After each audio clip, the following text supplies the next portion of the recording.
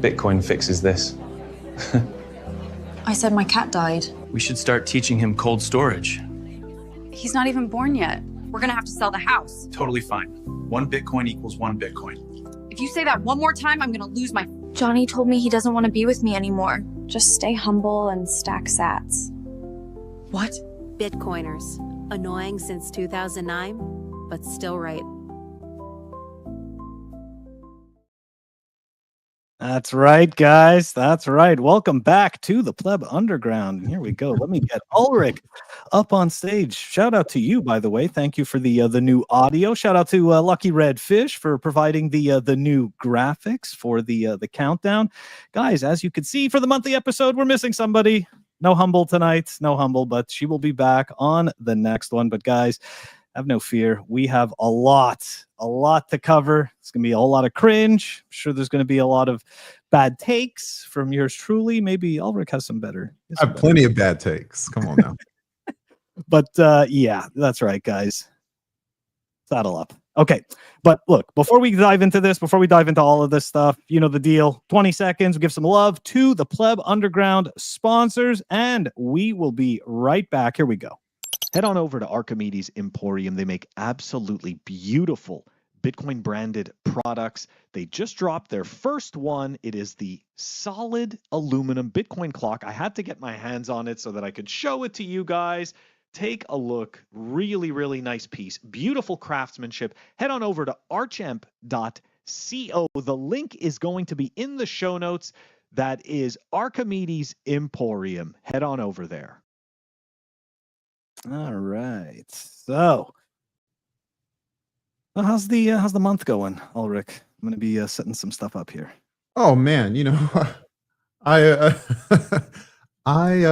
normally don't just tweet out my feelings in the moment, but I think sometime in mid-June I made a tweet is like, make it stop, and someone and it's like a call out to help and someone said, like, make what stop? Like, are you in trouble? Like, is this a Maya Parbo kind of situation where someone had to rescue me from hundreds of miles away? And all I could say was the crab market, man. I'm sick of this sideways stuff. You know, it's like we had sideways for all of 23, 22. And can we just poke the Bitcoin so it can do something? Let it go up and down. I liked when it went down. Guess what? It makes you feel better when it goes up. I'll tell you, it's 107,000 now, but because it's flat, I feel more poor than when it was going from 100 to 107,000. What is up with that, Phil? Like, make it make sense to me. Man, I had so much hope at 15K. I remember that. I was full of hope. You know, now I'm saying 107. I'm like, I put the truck in reverse back then. I tell you that, and we were going back the truck up, right? Speaking of stacking sats and needing funds here, let's take a look at something. Now look, some people do shit on me for the fact that, I'm tough on MicroStrategy, right? But look, MicroStrategy, they are, in all fairness, apparently they are going to be upping their revenue because the ties are back in stock. Okay? So have no fear. Don't worry. This thing doesn't fall apart because the ties. No, I'm kidding. But it's just, I don't know. I just found it pretty funny. Hey, prove all the old school boring accounting majors wrong. Now you can't say that they're not profitable with real operating revenue and real net income, rather than coloring your assets on your balance sheet different versions based on what you want to claim at the moment. I think that those accounting principles are bogus, and when the music stops playing, I think people are going to go back to the traditional way of seeing things. Right now, we're flying high, bull market time. But Bitcoin isn't defined by its bull markets. It's actually defined by the bear times. When things are hardest, we go back to our first principles. What they say, bear markets are for building.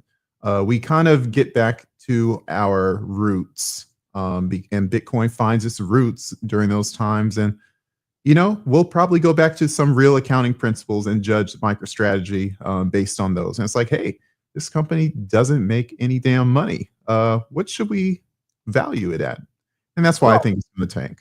I'm also hearing people saying, you know, if they buy a company that has operating cash flow, right, that has positive cash flows, then they can bolt it on.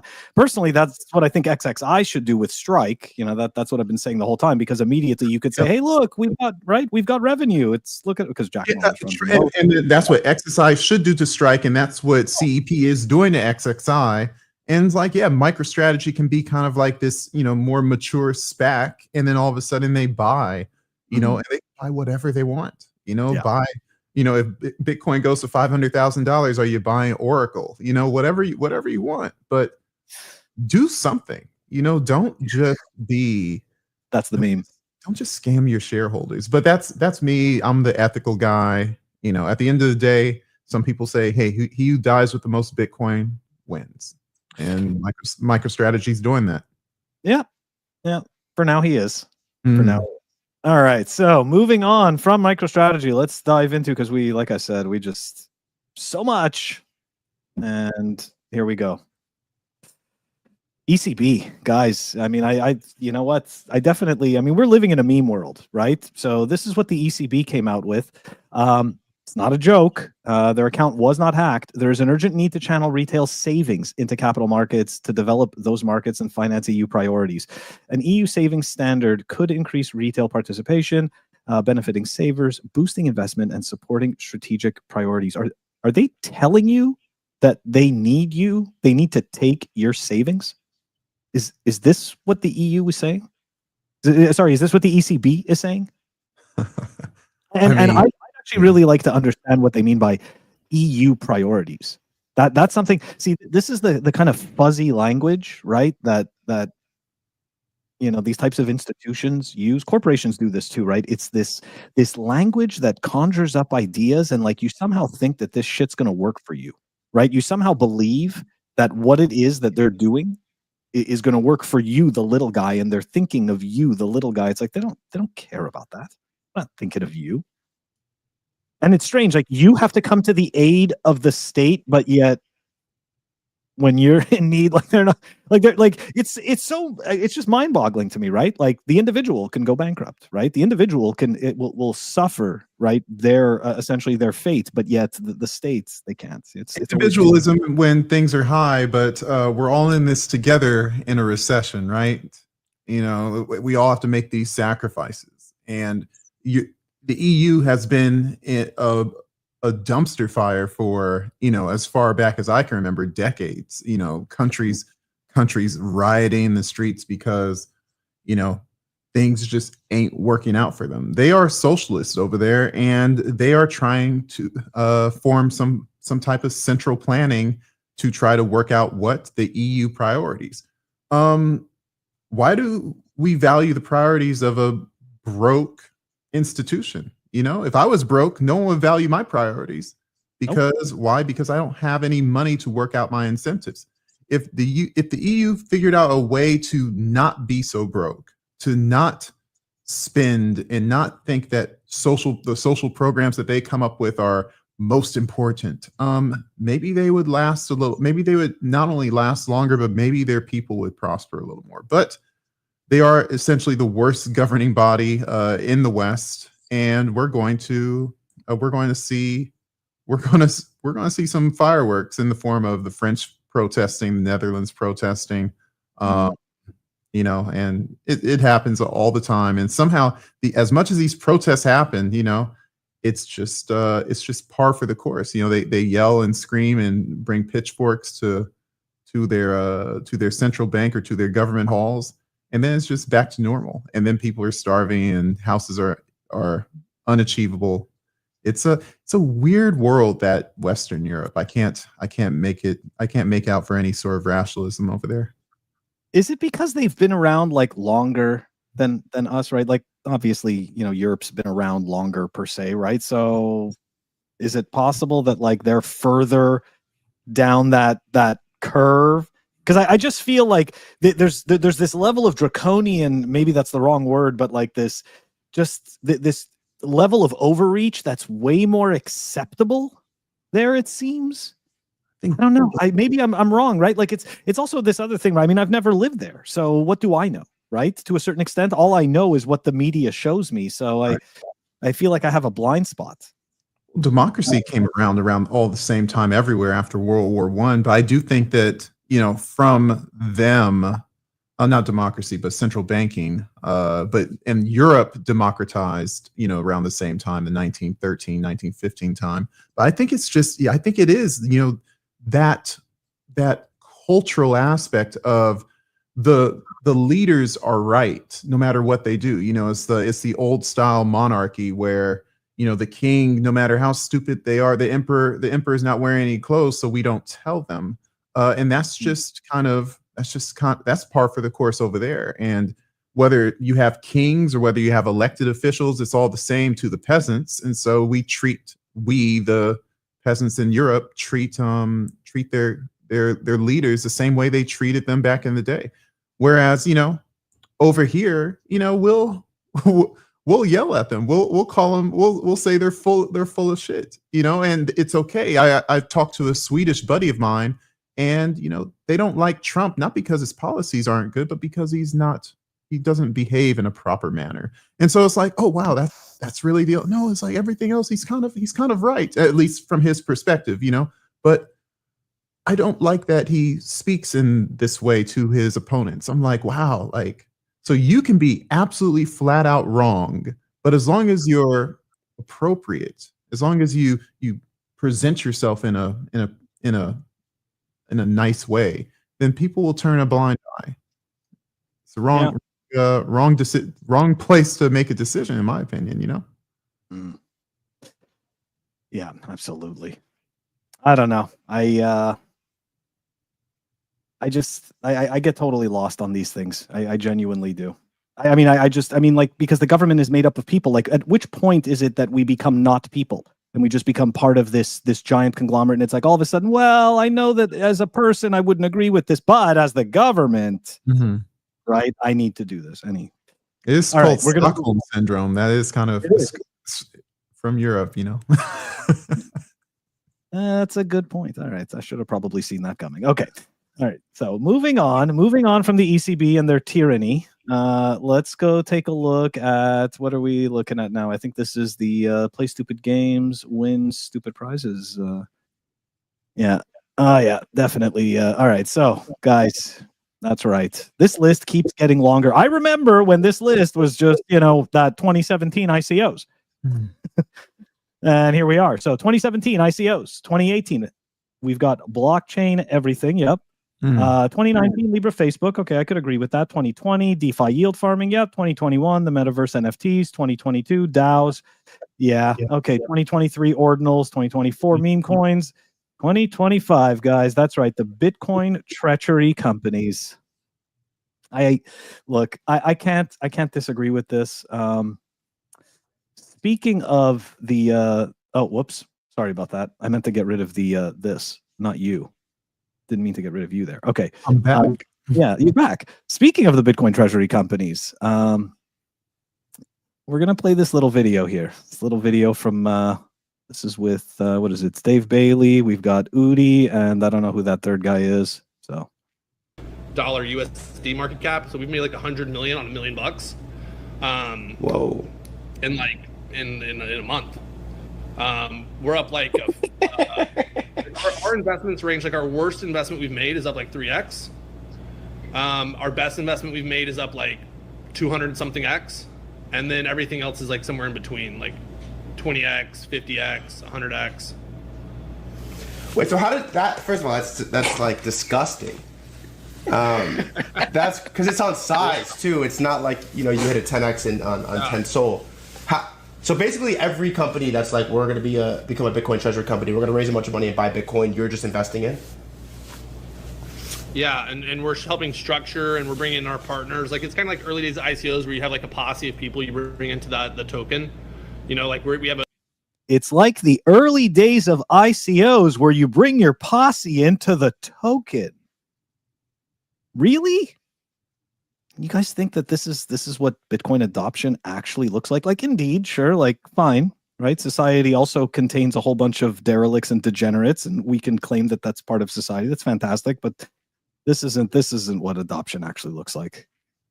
posse of people that we're bringing into the treasury companies, and like we have the best practices like nailed down on how to do it because we've done like 10 of these now. We've done like 12 of these, and like we have I don't remember how many we have in the pipeline. They're like coming to market soon, like 6, 7 more. But our goal is to do one of these in every capital market on the planet.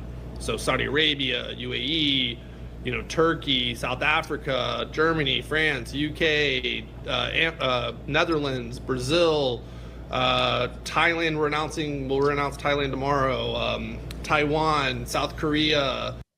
Guys, just companies everywhere that don't actually have any products or services, but they buy Bitcoin and they sell you shares, and they use debt instruments to buy more Bitcoin to sell you shares. It's just adoption all over the world. It's great. Ulric, are you excited, man? I'm super psyched. This is gonna be so good. Nobody's gonna have to do anything. You just hold Bitcoin. Actually, you know what? I went to the corner store. I just told them that I hold Bitcoin, and they just told me I could just get all the groceries I want because I hold it. Why not? I hold it. It's analogies like that make it all the worse. It's like, when you take a step back from reality and give a analogous situation, it's like, oh my gosh, like this really is bad. Well, I was more impressed with how many countries he can rattle off in 30 seconds. It was like, oh wow, like I thought I was good at geography. Man, it's like those are so many countries from all over the world. And that's the way a lot of these people are dealing with a whole lot more problems. We in the West, in the privileged West, we have the ability to speculate. That's why we have so many OGs in Bitcoin from 2012. You have the ability to be a trailblazer because maybe your country's not at war. Maybe there's exceptions. I'm generalizing here, but maybe your country's not at war. Maybe you're not, facing poverty. I don't see too many OG Bitcoiners from, the depths of the middle of the Sahara Desert, in Central Africa. So it's like when we get to this phase where in 2025 Bitcoin's mature, and these people who are going to be pushed and exposed to Bitcoin in this fashion, you're going to have cycles. You're going to have years, decades of people being taken advantage of by these financial instruments because it wasn't what it was cracked up to be. Bitcoin's supposed to be a savior for humanity, for people, and all it is a smoke and mirrors pump and dump scam for all these people exposed to Bitcoin treasury companies as their first experience. It's in my opinion, it's a little bit unethical. But again, maybe people in Central Africa aren't playing the stock market. But it's in general, we think about all the things that we thought would be Bitcoin will fix this and Bitcoin will fix that. And the problem is that Bitcoin, while intermixed with the fiat culture, Keynesian economics, people are going to bring that formula into the fold, and it's going to be a little murky at times. But I do think that things will get better. I do think that this formula will fail enough times to where it's not going to last. I think it's a fad, just like I think Predator posted in all those different scams of the year. I don't think it will fail.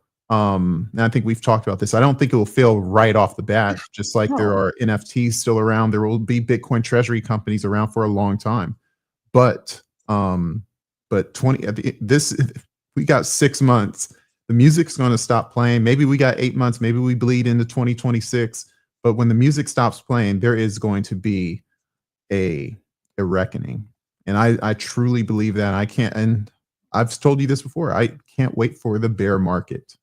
It's going to be interesting.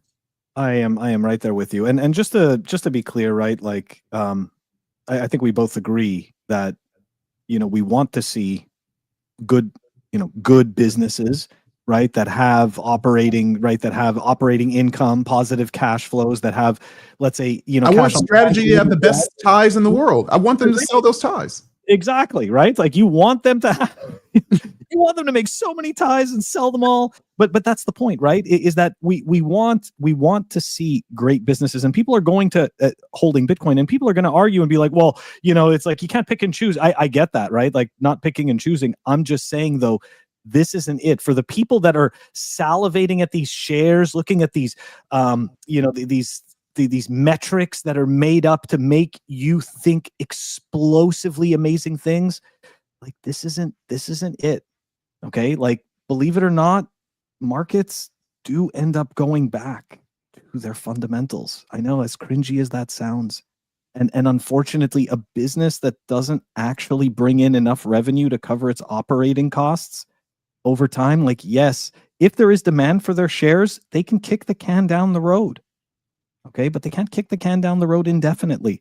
Like Amazon wouldn't be around today if they didn't eventually become cash flow positive. And they were able to show that that was happening quarter by quarter, building their business. And again, I'm not saying that Bitcoin is Amazon. I'm just trying to explain, we're talking about these businesses, and these businesses are not Bitcoin, right? So that's... yeah, you could see I've got a lot of gripes with this. Okay, wait. There's another. We're not finished with this yet because we have another video, and this is from Predator. Okay, this is another one with our buddy Dave Bailey talking a little bit more about these opportunities for Bitcoin integration. So let's have at it. Can I just interrupt you real quick? For Smarter Web, you said that we invested in the pre-IPO. What was the valuation of the pre-IPO? It was at 2 pence. I think was about a £2.5 million market cap pre-IPO as a private company. And we put in how much? We put in $1 million to buy just under 30% of the company before it went public. Got it. So we closed it in February. Is that right? We put $1 million in. We have a third of Smarter Web. Yep, January or February. So just at the beginning of this year. And today the stock price closed at £2 or 200 pence. So similarly, 100x appreciation in the share price from that pre-IPO round in the matter of a couple months. It's just incredible. Now, it has to be understood that that is the goal. The goal is to get these insane multiples out of the gate, right? The bag holders, they do their job once they buy the shares. And I was actually talking about this week, like with the angry Chihuahua, right? Dieter Bob. So, and like he obviously can't stand this stuff. So we get into some pretty good discussions about this. And essentially, like, if you've been holding on to Bitcoin for, let's say, 12, 13, 14 years, you're tired, right? You're tired. Like, how do I get my $500,000, my $1 million Bitcoin? How do I get that today? Well, you can start by giving your Bitcoin to these companies, right? You can start by selling it to them at the current market price, right? You sell it to them OTC at the current market price. You get your 100K, but then you also get a bunch of shares in their company because you just provided all of that capital for them, right? All of that Bitcoin. And then you get to go and you get to sell those shares at, right? Essentially a 10x, a 20x, I think, like you heard Dave, right? 100x, 1000x, the amount of Bitcoin that they actually have on the balance sheet. That's how you get your $500,000 Bitcoin today. So as you can see, a very small group of people are getting their $500,000 Bitcoin and their $1 million Bitcoin today. Not the hodlers, though. The hodlers are getting the 107K Bitcoin. That's what they're getting. It's interesting. It's interesting. It is interesting. I think it's people who have those, it's another example that the whales are selling and they're getting their dollars worth and maybe even more because of this dynamic where it's a Bitcoin ICO, if you will. Let's just call it what it truly is, a Bitcoin ICO. And these opportunities, it's hard to turn those down, to be an early investor in these ICOs, and they want your assets and you have them. and it's like, look, like we'll give you some money, and then we'll give you some shares. The shares are going to pump. Trust us, bro. They pump to enough for those whales. They dump on the market, and we have to shake these kinds of things out a little bit more before we go to this hyper Bitcoinization, Bitcoin standard world. And look, I'm not expecting people who have assets who've been wading through Mount Gox and all kinds of FUD and rough times for the OGs. I'm not expecting them to have some sort of moral principle to like, you shouldn't be selling, you should be holding. No, it's like, they paid their dues. But for all the people who are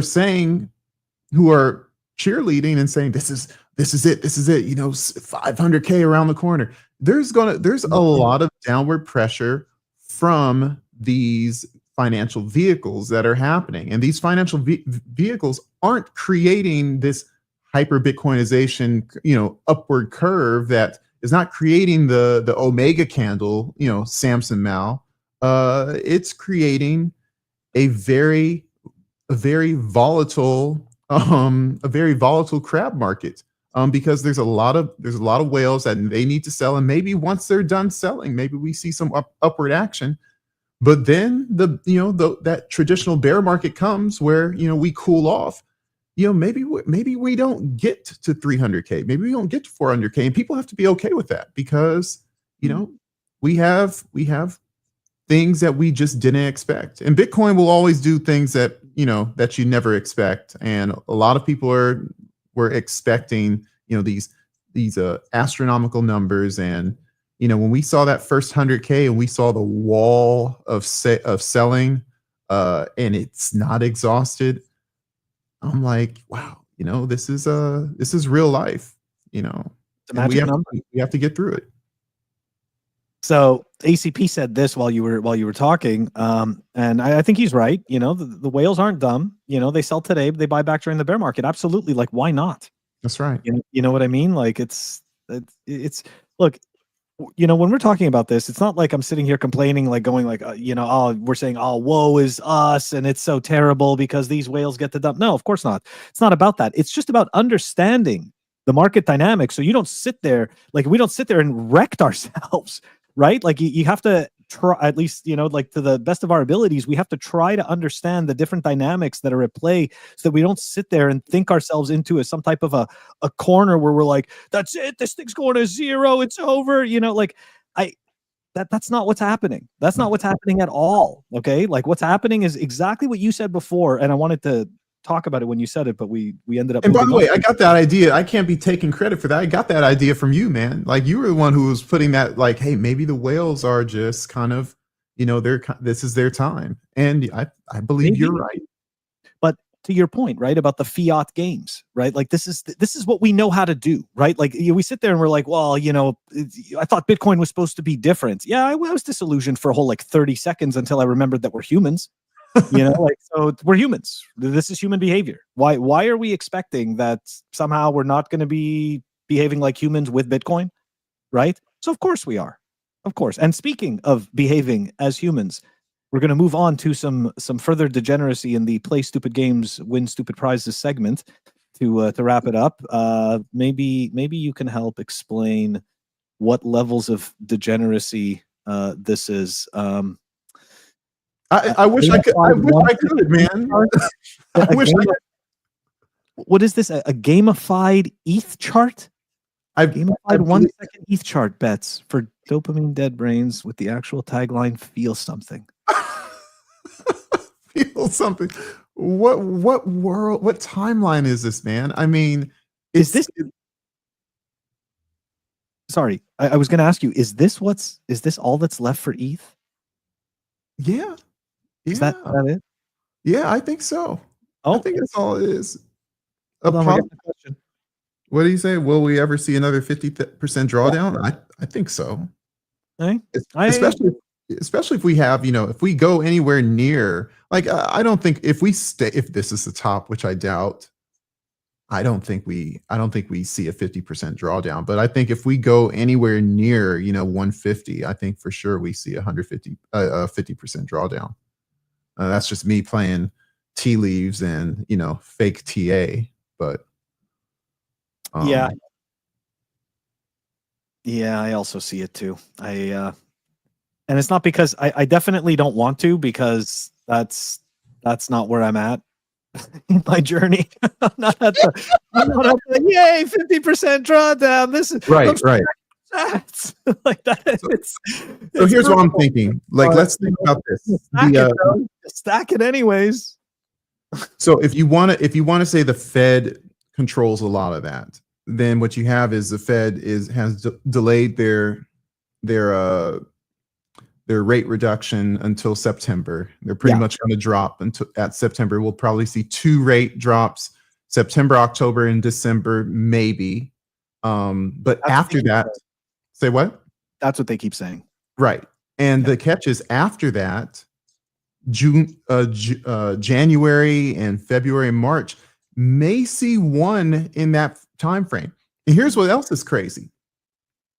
By May, we may see another Fed chair. In October of this year, Trump may announce a new chair.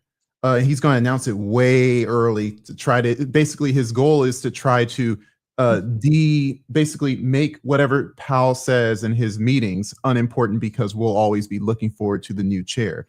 If that chair is vibing with Trump and he wants to pour liquidity into the market, then you could see, an elongated bull market where people are a little bit more frothy, a little bit more speculative, and a lot of that conservative money will pour into tech stocks, and the aggressive money will pour into the more aggressive things like they claim Bitcoin is. So there's a lot of, I can see where we have kind of pushed out the real frothy liquidity times, maybe a few months. But that there's, then we always say, we all talk one way, and then right when it happens, it could be completely different. But going back to the gambling with the ETH thing, I think that we are in a phase where we're close to this crack up boom thing, as they've described in Micey's books, where the idea of holding dollars, the idea of holding currency is just not good enough. And that if you can turn your dollar, if you can have a 5% chance of 20xing, or a 5% chance of here's the sad part, a 5% chance of 15xing, you're going to try for it, because you don't believe in the staying power of that dollar. It's not worth it just to sit on dollars. And honestly, that's why I'm low dollars and always high on Bitcoin. If I don't have Bitcoin, you guys know I have MicroStrategy, I have Tesla, I have a few other things, whatever. But the catch is, I don't trust the dollar. I don't trust that every time I go into the grocery store or go out for lunch, my food is more expensive. And that's not going to stop. That's not going to stop, because the president that we thought was going to save us, allegedly, he's spending more than even the Democrats. So if we don't have any hope in our fiscal policy in America, what hope is there anywhere? Well, it's Bitcoin only. Speaking of Bitcoin only, did I bring out things? Oh, okay, good. You will bring out things. That's right. Oh no, I can't stand Scottie Pippen, man. So Scottie Pippen and the Satoshi one. So look, I was telling you this before the show. I think this is AI generated stuff. I don't think I would buy them. I mean, run through basketball shoes once every 3 months. I could use those in the fall. I'm telling you. It's different. I mean, I guess no. You know what? My whole problem is this, right? The OPSEC with the Bitcoin logos. Yeah. Well, I mean, like I remember when I first got into Bitcoin, like I thought the Bitcoin T-shirt was cool and stuff. Like it's one thing for us to wear this stuff on the show and everything, but like to wear it out and like our everyday, like I just. It didn't take me long to quickly start to realize, what, maybe I shouldn't be wearing this everywhere. Maybe I don't need to, and then that was it, and again, there's nothing wrong with, I find essentially creating clothing that has, kind of like the you know, the undertones of Bitcoin, right? Like there's people Like who Pleb like, Underground. right, like Pleb Underground, but even, you know, like there's people, right? Like even like Humble's brand, right? The orange habits, you know, like I always tell her anytime she puts stuff like Bitcoin logos on, and I'm like, get rid of the Bitcoin logo. Put the honey badger or something, you know. And then there's that guy Gen X also who makes clothes, you know, like I just like, and his stuff is like you can't even tell it's about Hold on, Bitcoin. time out. Yeah. So we see that a couple people like this shoe. Can you make sure you just scroll that? Yeah, that's it. That's just I just want to appreciate the shoe the whole time while we're talking. It's a beautiful shoe, man. Right. So keep going. Speaking of which, I was actually looking at like retro Jordans, you know, from like 1992 or something like that. I got some 8s right here in arm's reach. If we need a timeout, I'll show you those 8s maybe. Oh, nice. You might want to look at them. But no, it's a Bitcoin show. We're not talking about shoes.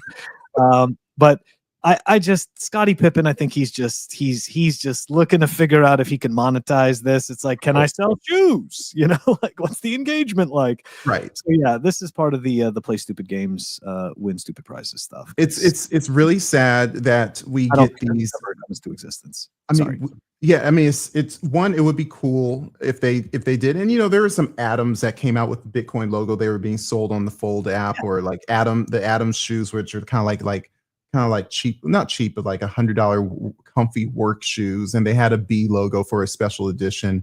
And you know, of course, I got my little gold chain. You know, the longer I've had this, I don't really find the novelty of wearing it in public. I wear it to local Swan events.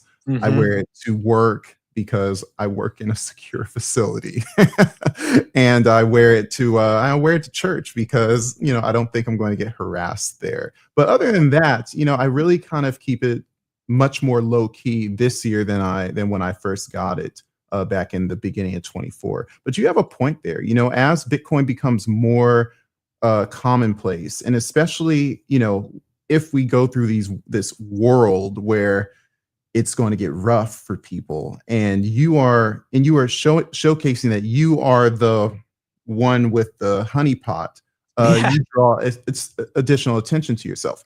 But when I think about that as well, you know, if you drive a nice car, you know, I have a sports car, some of y'all know, and it's like, is that not the same thing? You know, if you live in a certain area, if you live in a nice part of town and people follow you, you could drive an old beat up car, but drive yourself, but people can follow you and say, oh, he lives there.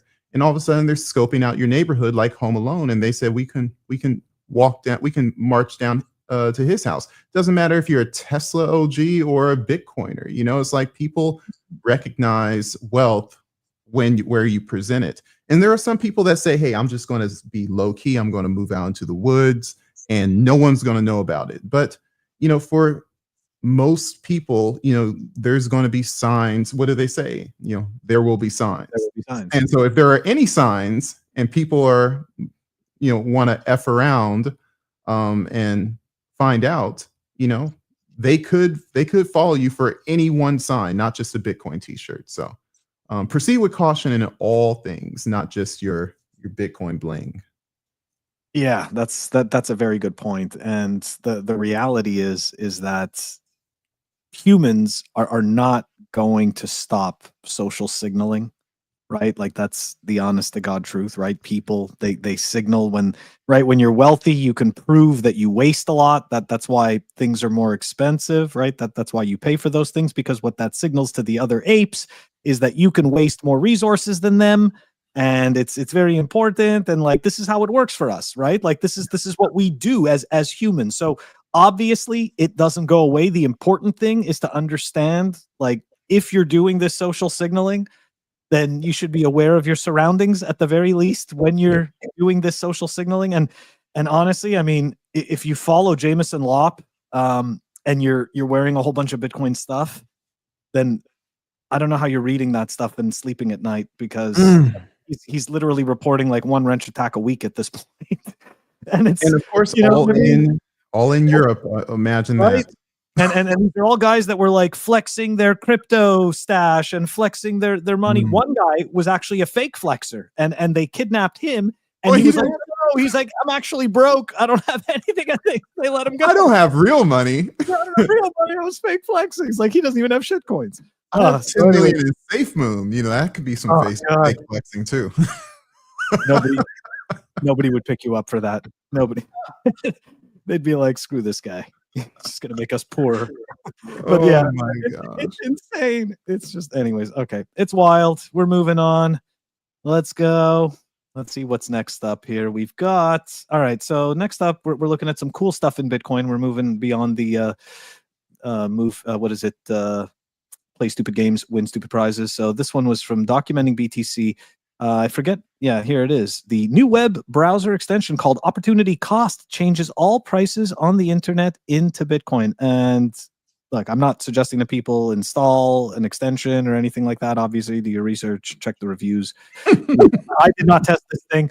However, I do think that if you are a Bitcoiner and you have been paying attention for a long time and you do measure your value in sats or bits or whatever makes you happy, then this is helpful.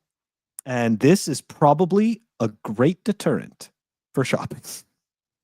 Because you see how much Bitcoin's going away every time. You just don't see it as much with cash. Cash, it just doesn't feel that way. It doesn't. It feels even less like that. And it's done by design, I believe. Cash, credit cards, stuff like that. It's especially credit cards, right? You really don't feel that you're spending so much money when you're using credit cards. It just all disappears. Yeah, anyways. Yeah, I mean, can you use this thing? You can try this thing? You know, I think I do it enough for the things that I need to buy. Like the picture is a refrigerator, maybe. Guess what? When I need a new refrigerator, if I get a new house anytime soon, I'm getting a new refrigerator. What? Oh, it's not a refrigerator. It's not a refrigerator. It's a big Berkey. Water filter. Oh, these okay. things, Well, I always hear people talk about these. It's supposed to be really good.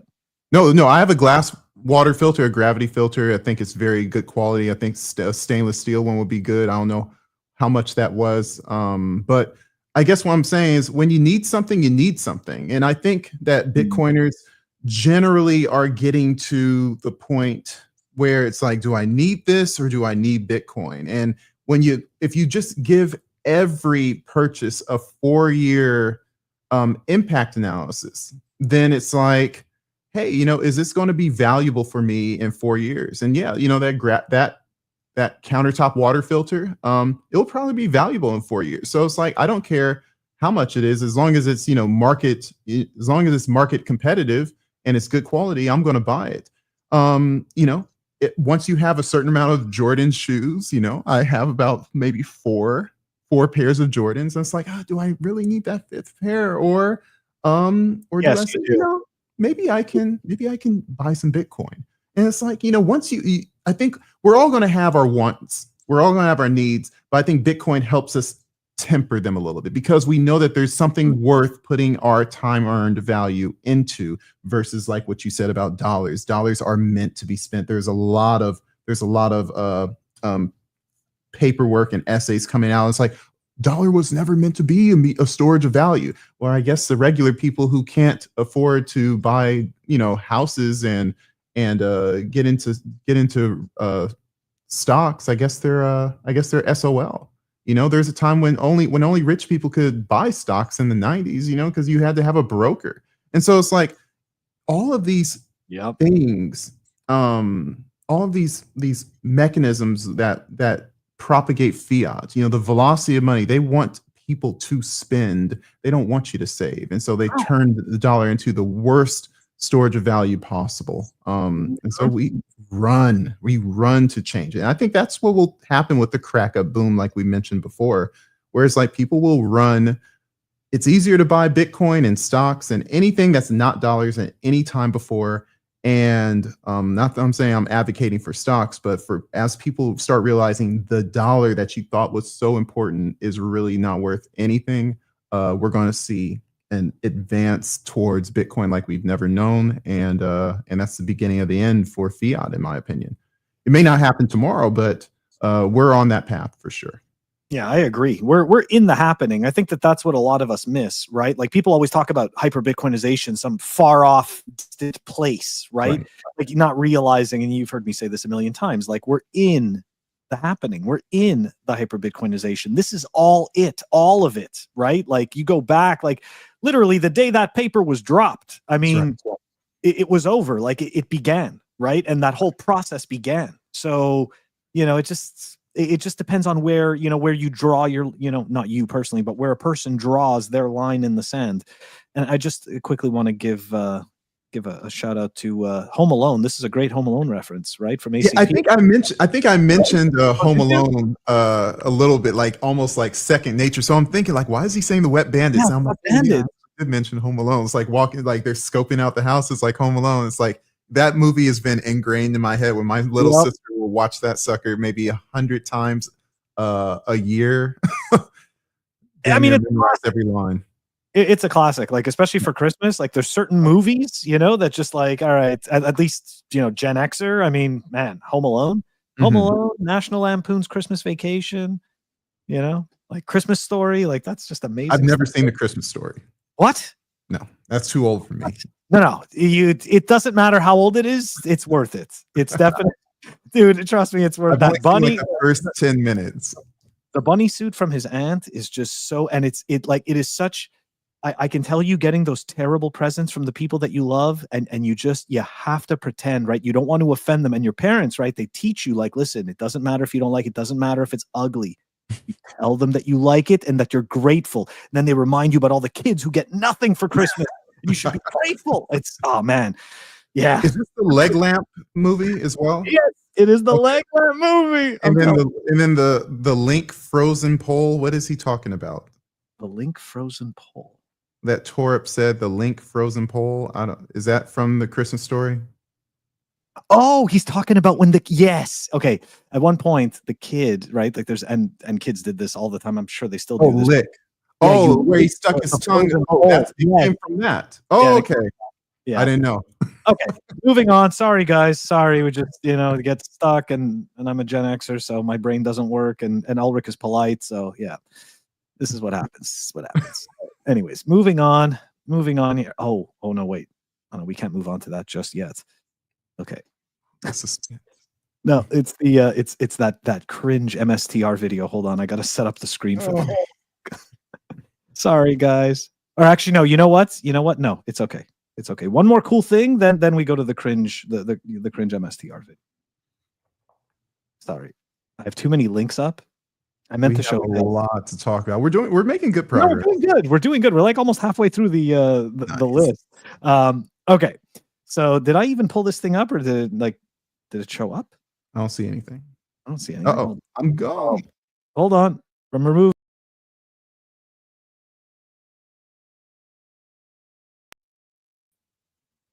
Sometimes. Hello? Yeah, sometimes I don't know what the hell just happened. I go to it shows that the screen is shared, and it just. I'm sorry, guys. I'm sorry. We're doing it live. Okay, let's see if this works. First time. First time. Anyways, yeah, it's okay. It's okay. This is nature of the beast. Okay, so for the people who don't know who Amboss is, they provide essentially lightning liquidity for different services. And this was started by, and I'm sure it was started by more than just one person, but I only know Jestifer, so I apologize to the other people that are involved with Amboss. I don't know you, but I know Jestifer or Jesse Schrader. And he's been working on this for years, has gotten barely any attention about Amboss. And this is like, I'm not trying to sell you guys on, hey, earn yield on your Bitcoin. But in all fairness, this is the only platform where you're actually offering a service with your Bitcoin where you can earn yield. And quite simply, it's because they are using your liquidity and you're getting paid for your liquidity. I don't know too many more details about this. I'm going to get Jesse on the show with Ulric and I so that we can have the full conversation. But yeah, I think that Amboss is really cool. I don't think they get enough attention. And so I wanted to give them attention. So there you go. I think it's beautiful. I think it's these kind of things that enable people to be a part of the infrastructure of Bitcoin, work out their use cases. Again, you're going to place your Bitcoin on Lightning channels. You get a little share of the prize. You get a little piece of the pie. Bitcoin isn't just about hodling. There are multiple use cases.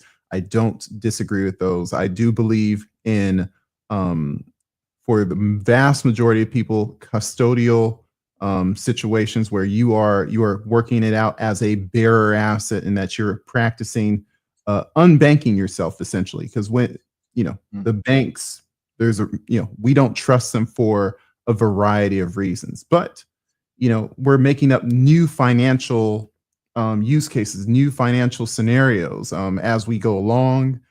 Some of them will work out, some of them will fly, some of them won't. But this one seems like a good one for many people. I'm very, very limited in my Lightning practices, I must admit. Have you ever been involved with putting up Lightning Bitcoin? Let me start on my long story.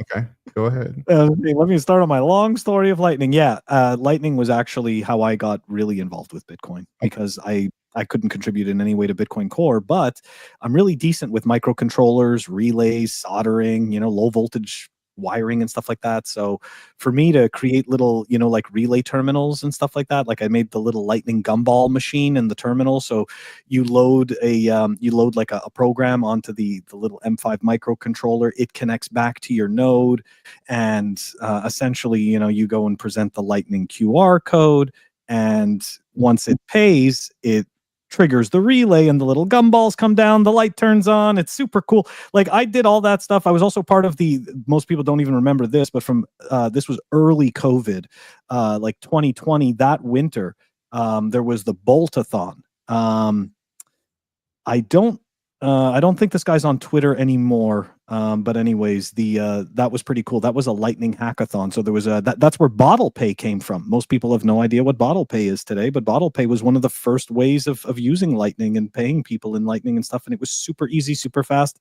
And of course they got shut down, So, and at one point, way at the beginning, I had set up a Raspberry Blitz. Raspberry Blitz was one of the first do-it-yourself nodes on a microcontroller, like a Raspberry Pi. So there was the Raspberry Bolt, which was, you had to compile your own source code. There was more work involved with that. And then the Raspberry Blitz, you didn't have to do that. It was from the command line, but you didn't have to compile, right? Like you could just run batch files and stuff like that. Anyways, so I got to one point where I had close to 1 Bitcoin in liquidity. Yep, my Lightning channels, I had over, I think it was, at this time, I had either 36 or 42 channels. Okay, it was pretty crazy. Did you start this in 2017? I started this it was either late 2018 or very early 2019. Okay. But yeah, Torab called it, then force close. I had to force close everything because I moved and I had to get that Bitcoin off the node. But the point I was going to make was that every day I was recording what my channel balances were. And I had figured out that after about a year and a half, because I did set up my node as a routing node, and after about a year and a half, which again, keep in mind, there was only about 500 Bitcoin on Lightning at the time in public channels. We had no idea what was in private channels. But I collected a little over 53,000 Satoshis. Now, I know that's not much. How long? Right? How long of a time? Oh man, that was like over a year. Yeah, it was like I'm saying it was a year and a half. I could be wrong, but it was definitely over a year. But anyways, the point is that Lightning was definitely like, that was my entry where I felt comfortable. I felt comfortable talking to people about it because I understood what it was doing, and like I understood essentially, not deeply, but I understood how it interacted with Bitcoin, and that made sense to me. So yeah. Anyways, here's a question for you. Do you think that there's certain people like Matt Hill's not a big fan of Lightning because of its say what? I said it's interesting because he's the founder of Start9. Yeah, but like it is interesting, but he kind of like, I guess he just doesn't, he's turned off by losing the custody of the asset of the coin. So my question to you is, do you think that Lightning is here to stay, or do you think that another layer 2 needs to be developed and it's going to take a few more years for that to come about? Because I don't see too many other layer 2s that are being built up right now. Like, it's kind of like, it's Liquid, it's Lightning, and okay, that's kind of it. And no one uses Liquid. It's not a silver bullet. That is the honest truth. And the reason it's not a silver bullet is because of the cost of opening and closing channels, right? You're essentially always limited to the base layer. So there's always that kind of that barrier. That being said, I know that there's a lot of L2 solutions in quotations that are being worked on, but I'm not convinced any of them are really it yet. Like I think the closest thing we have is Lightning. But I know that a lot of people are cheering about Arc. I don't know too much about Arc yet. I've done a little bit of research, but not enough to. I remember that being announced last year or late 23. It really takes a long time. You know, the Lightning paper came out in like 2015, I think it was, or 2016. And then we only started to have nodes, right? I mean, something that somebody at my technical level could use 2018.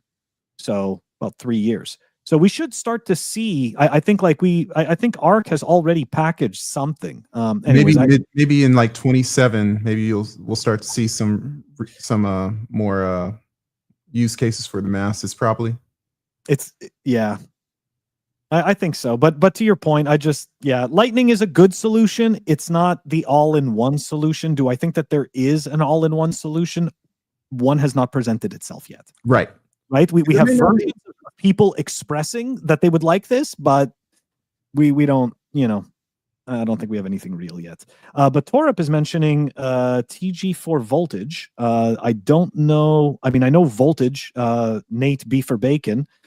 He's not behind me, but I'm just like pointing at like, I know this random person. I know that he works with them, but I don't know if that's the same company, the TG4 voltage. Okay. Anyways, we are moving on. So much stuff.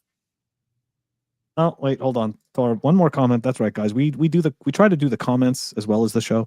Most people are looking at crap. Yeah. Thank God for voltage. Yeah. I personally can't wait for another. Yeah, exactly, Torup. Can't wait for another bear market as well either. Always the best times in the bear market, to be honest. I agree. Just make sure you're ready for it, right? Yeah. Okay, so get ready. Speaking of being ready, get ready for this. Okay, so this is a post here. I'm gonna do my best to So this is some MSTR cringe. Again, it's interesting that Torup just mentioned the segue. you, but so MSTR at all-time highs loading. That's right, guys. Get ready for this one. This guy are we gonna watch? ASMR talks, MSTR talks.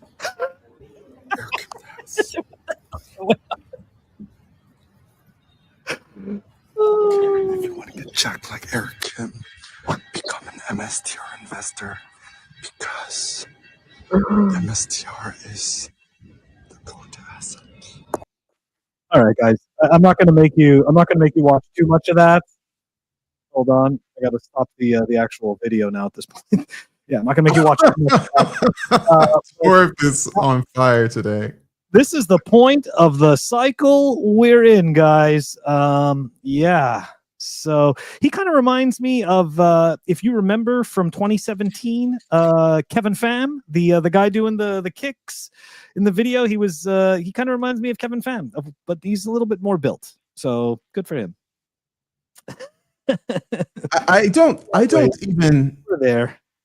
These people are so weird. And I saw another video a month ago where maybe it was him and some other MSTR shills like jumping into a pool. I feel like it was the same house.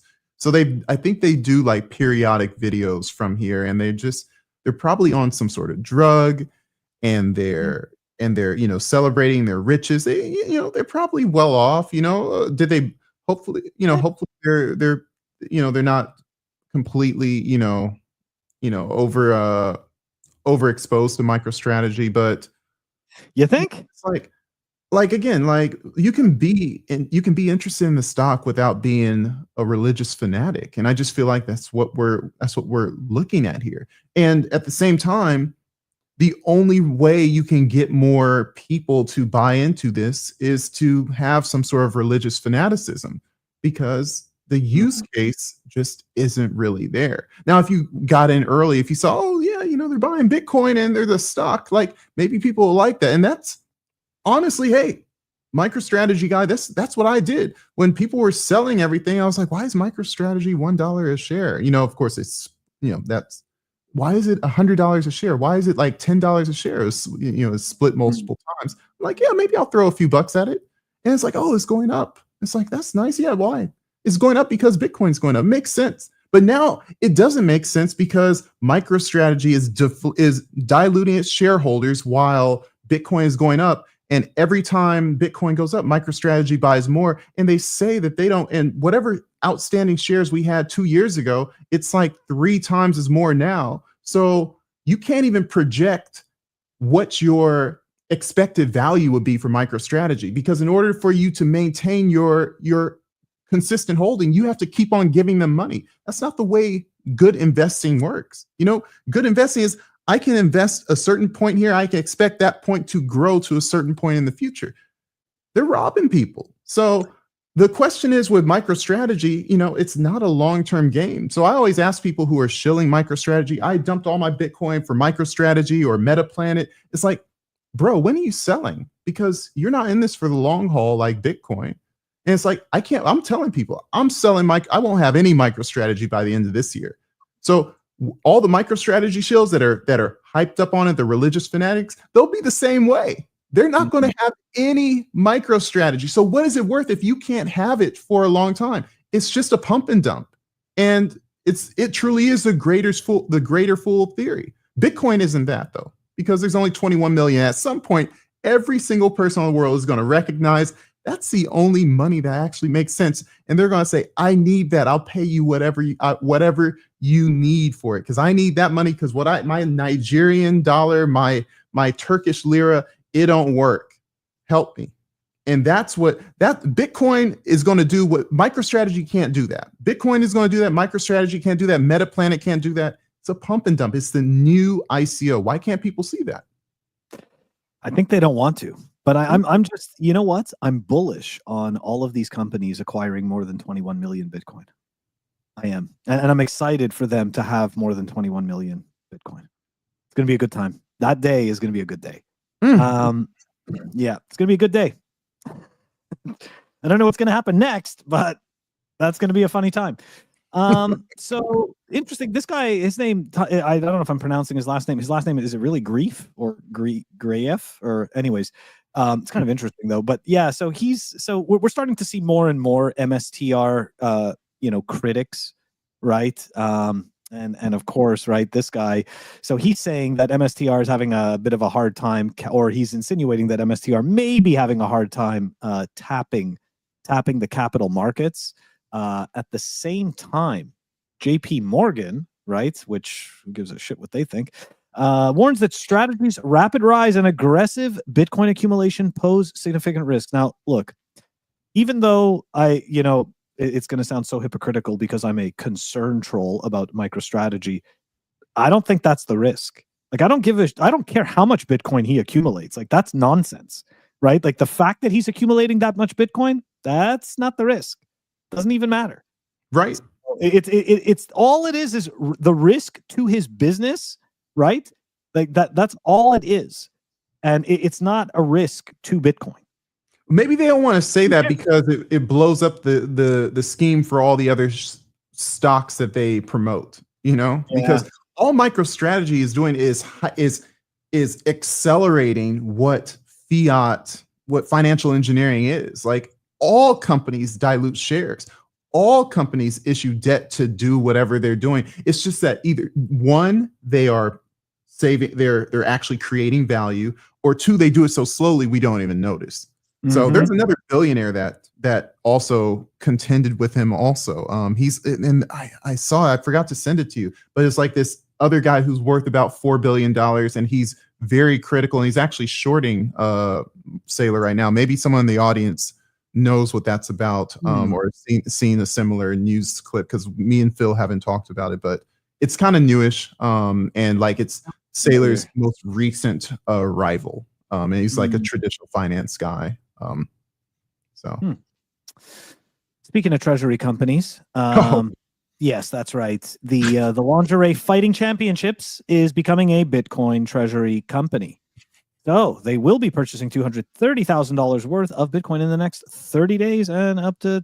So, I mean, look, you'd think that I'd be sitting here, dumping on this and being like, well, this is garbage. But you know what? Apparently that business has provides a product or service that people find value in. They do generate positive revenues. And lo and behold, they're going to buy Bitcoin with the money they've saved. Right. That's like the people. Like it's so strange that the simplicity of Bitcoin gets missed. Like really all you have to do is buy and hodl it. And if you want to use it in your business, you can accept it in your business. And then I know this sounds crazy, but if you want to take it a step further, you can pay people in it. I mean, this is it. This is the Bitcoin. Slow down, Buckaroo. Like it's so boring. It's so boring. So wait, you mean it's just money? Like, well, where's the fun in that? I mean, surely there's some sort of like financial engineering or maybe some sort of smart contract that we can do to make it like better, right? Like, you know what? There is. We can create derivative vehicles based on Bitcoin and then create derivative vehicles based on those derivative vehicles and just keep doing that, extrapolating outwards. That's what I'm talking about. Yes. That's what I'm talking about. I mean, there's all kinds of risk you can arbitrage in there, right? You can arb that risk. I love arbing risk. That's one of my favorite things. When I wake up in the morning, that's what I'm thinking of. How am I going to make a T-shirt saying "arbing risk"? Right? Isn't there some sort of like weird capital group going around like making T-shirts and stuff? It's also embarrassing. It's like this lingerie fighting group. It's not a Bitcoin treasury company. What it is? It's a company that is adopting a Bitcoin standard. It's like we developed this weird word that makes it like, oh yeah, this is like the cool thing. But no, like there's companies that actually buy and hold Bitcoin or buy or use it within their medium of exchange. And guess what? They may use it as a unit of account. We accept things in sats. And we're going to use this web browser and we're going to say that, the poster that you can buy of this woman champion is going to be, 20,000 sats. Oh my gosh. It's just money.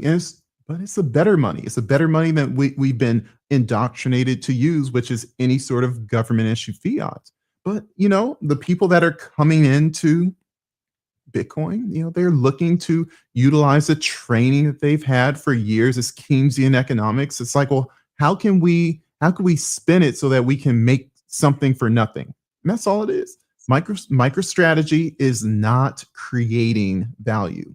It's playing smoke and mirror games so that you think you're buying something here when really you're just buying something over here. You're giving some money over here. I mean, if you have $1 and you say, I want to buy Bitcoin, and you give it to MicroStrategy and they buy Bitcoin with it, whose dollar Bitcoin is it? Is it yours or MicroStrategy's?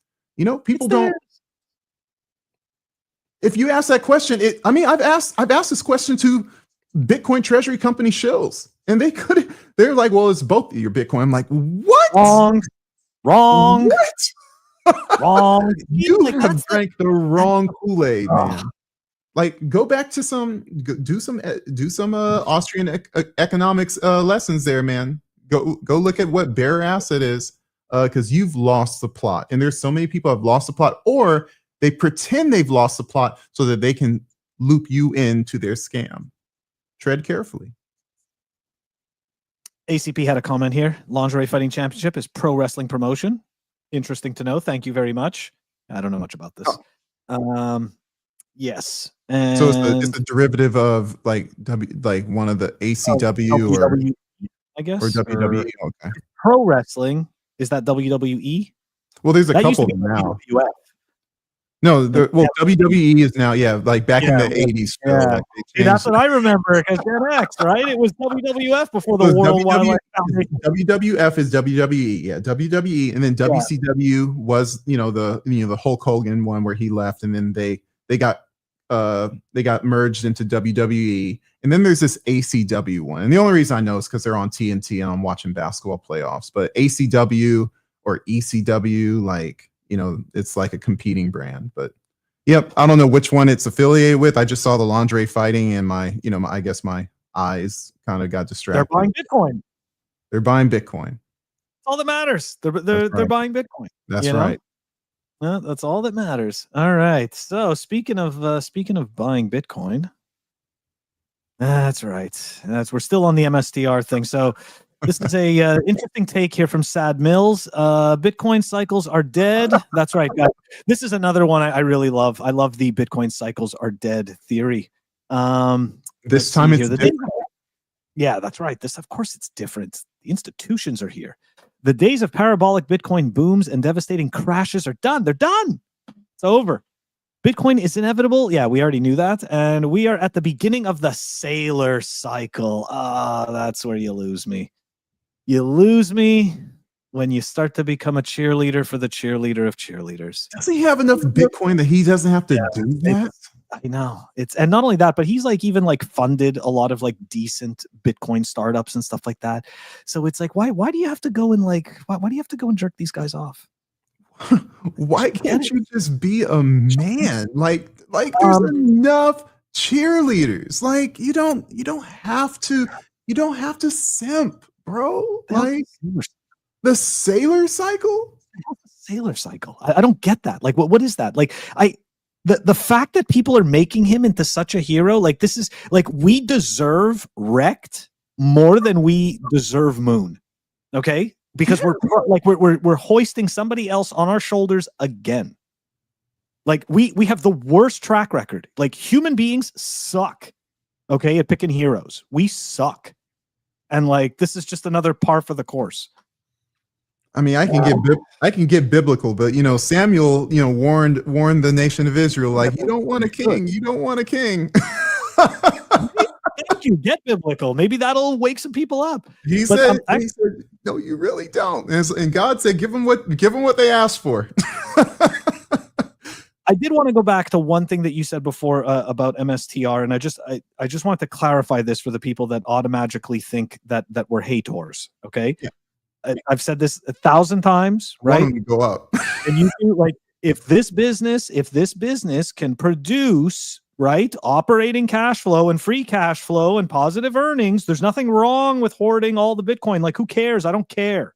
Okay. What I do care about is businesses that don't offer any real world value in any way, shape, or form, with the exception of speculation and derivative vehicles on top of derivative vehicles, issuing debt and bonds and all of these games in order to acquire Bitcoin.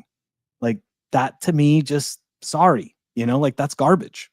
I actually put out a tweet today. It makes them more fiat than a fiat company. I mean, you look at Amazon, you look at Microsoft denied Saylor's shill on Bitcoin. Guess what? They're more of a Bitcoin company than MicroStrategy because they're actually creating value. And that's what Bitcoin was designed to do, to preserve value for the value creators. Because when we go work and we go earn $100 a day, and then we go work a year later and we earn $100 a day, that $100 is equal to $90 buying power. But if you're propagating a world that doesn't say, hey, we're going to create value, then you're more fiat than the worst fiat mechanism. And it's like all these people came in and said, oh, we can, the shitcoiners, the altcoins, they said we can make our own central bank. We can just create this coin, this token, and make it endless, just like the dollar is, and we'll make these rules, and we're the bosses.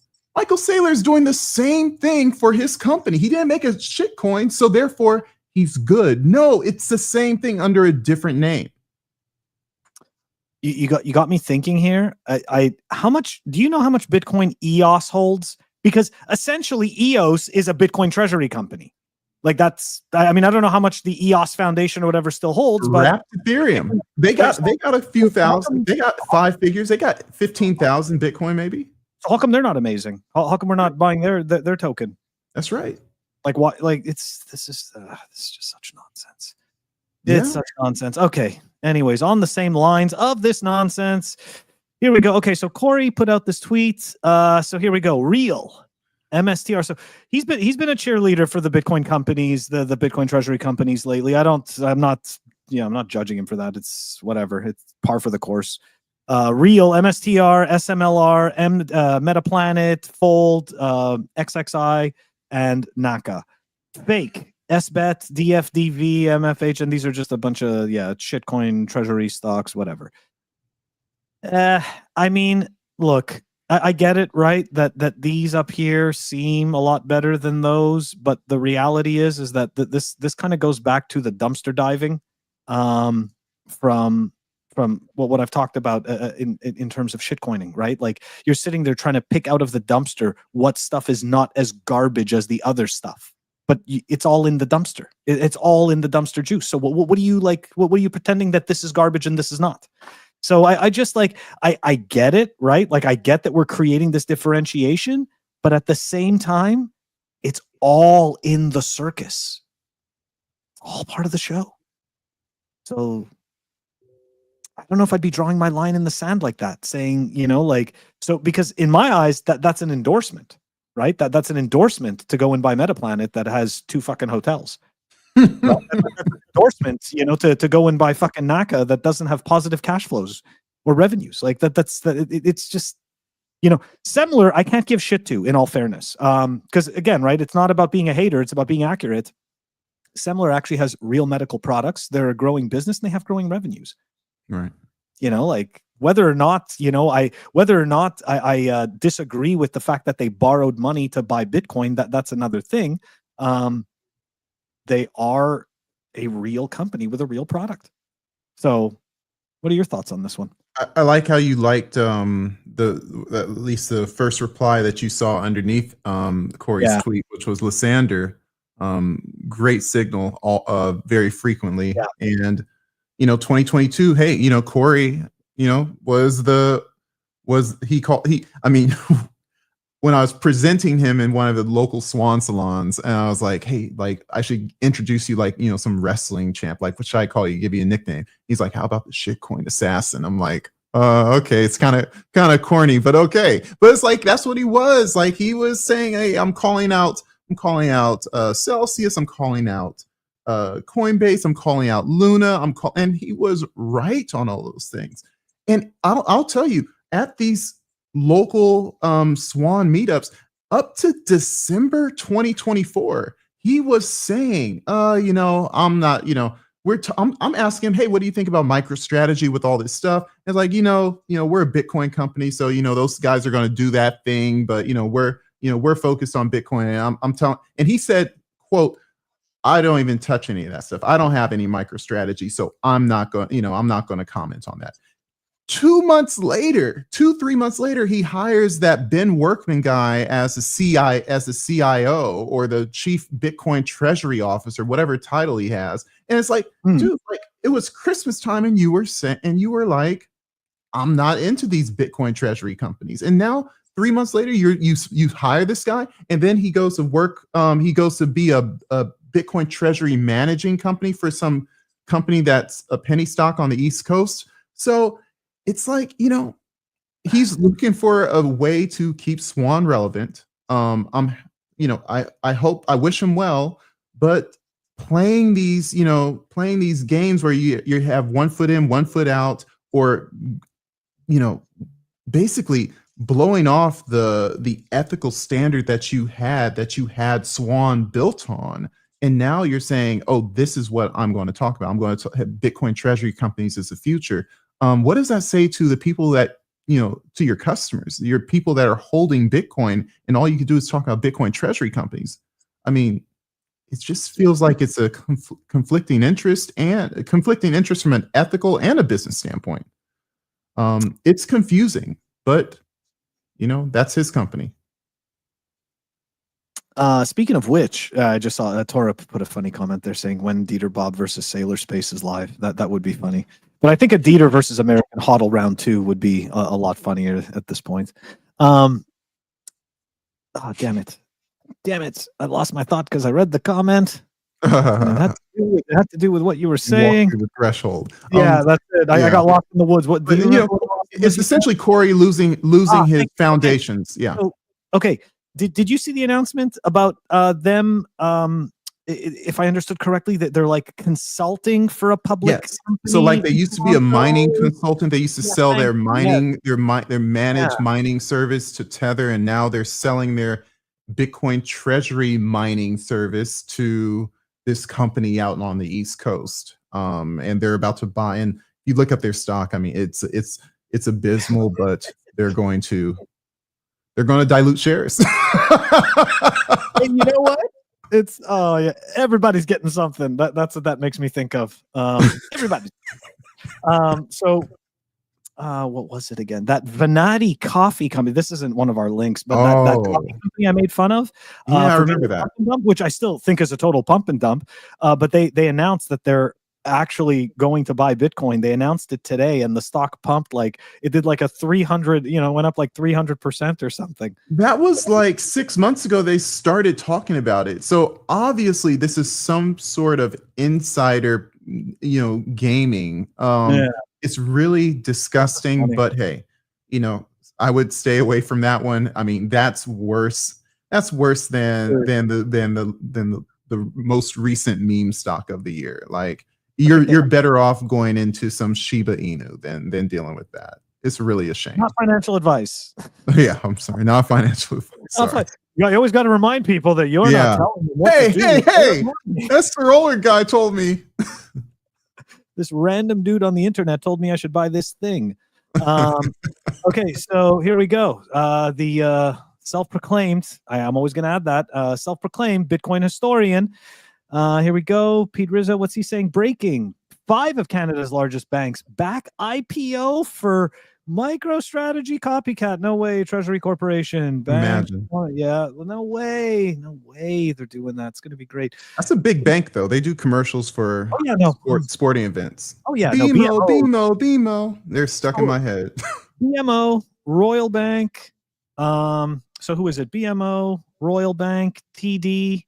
Yeah, those are like the 3 big ones in Canada. I mean, this does this really surprise me that this is happening? No. I'm very curious again to see, again, right? Like these aren't ETFs, right? These businesses aren't ETFs. They're traditional companies that are being set up as Bitcoin treasury companies. So I'm very curious, like, again, I'm curious and hopeful to see what types of products and services that these businesses can produce. So, hold on a second. We're getting a question from BTC Moon Guy. He wants to know when they're going to pump. We're working on that. We're working on the bag pumping. Okay. Well, at least you have a CEO to call this time. You can actually call. Right? You call David Bailey. Tell him, when are you going to pump my bags? You're pumping your bags. You're getting the $500,000 Bitcoin right now. When do I get the $500,000 Bitcoin, David Bailey? When do the plebs get their $500,000 Bitcoin? Anyway, I'm just kidding. It's so cold that it's like we're going to end up getting PMs after this one. What a Ponzi. I mean, you really have to keep on, like, if you say, hey, I want to buy 1% of this company, and like you set yourself up, you plan, and it's like, I want to buy 1% of MetaPlanet, and it's like you wake up a month later and it's like, hey, I own 0.05% of MetaPlanet. What gives? Oh, well, we did X, Y, and Z, A, B, C, but you have more Bitcoin per share, but I wanted 1% of MetaPlanet. Like, it's I don't see, if you wanted to buy Bitcoin, you would say, hey, it's like, if you wanted Bitcoins, you just buy Bitcoin. If I wanted a percentage of MetaPlanet, I buy a percentage of MetaPlanet.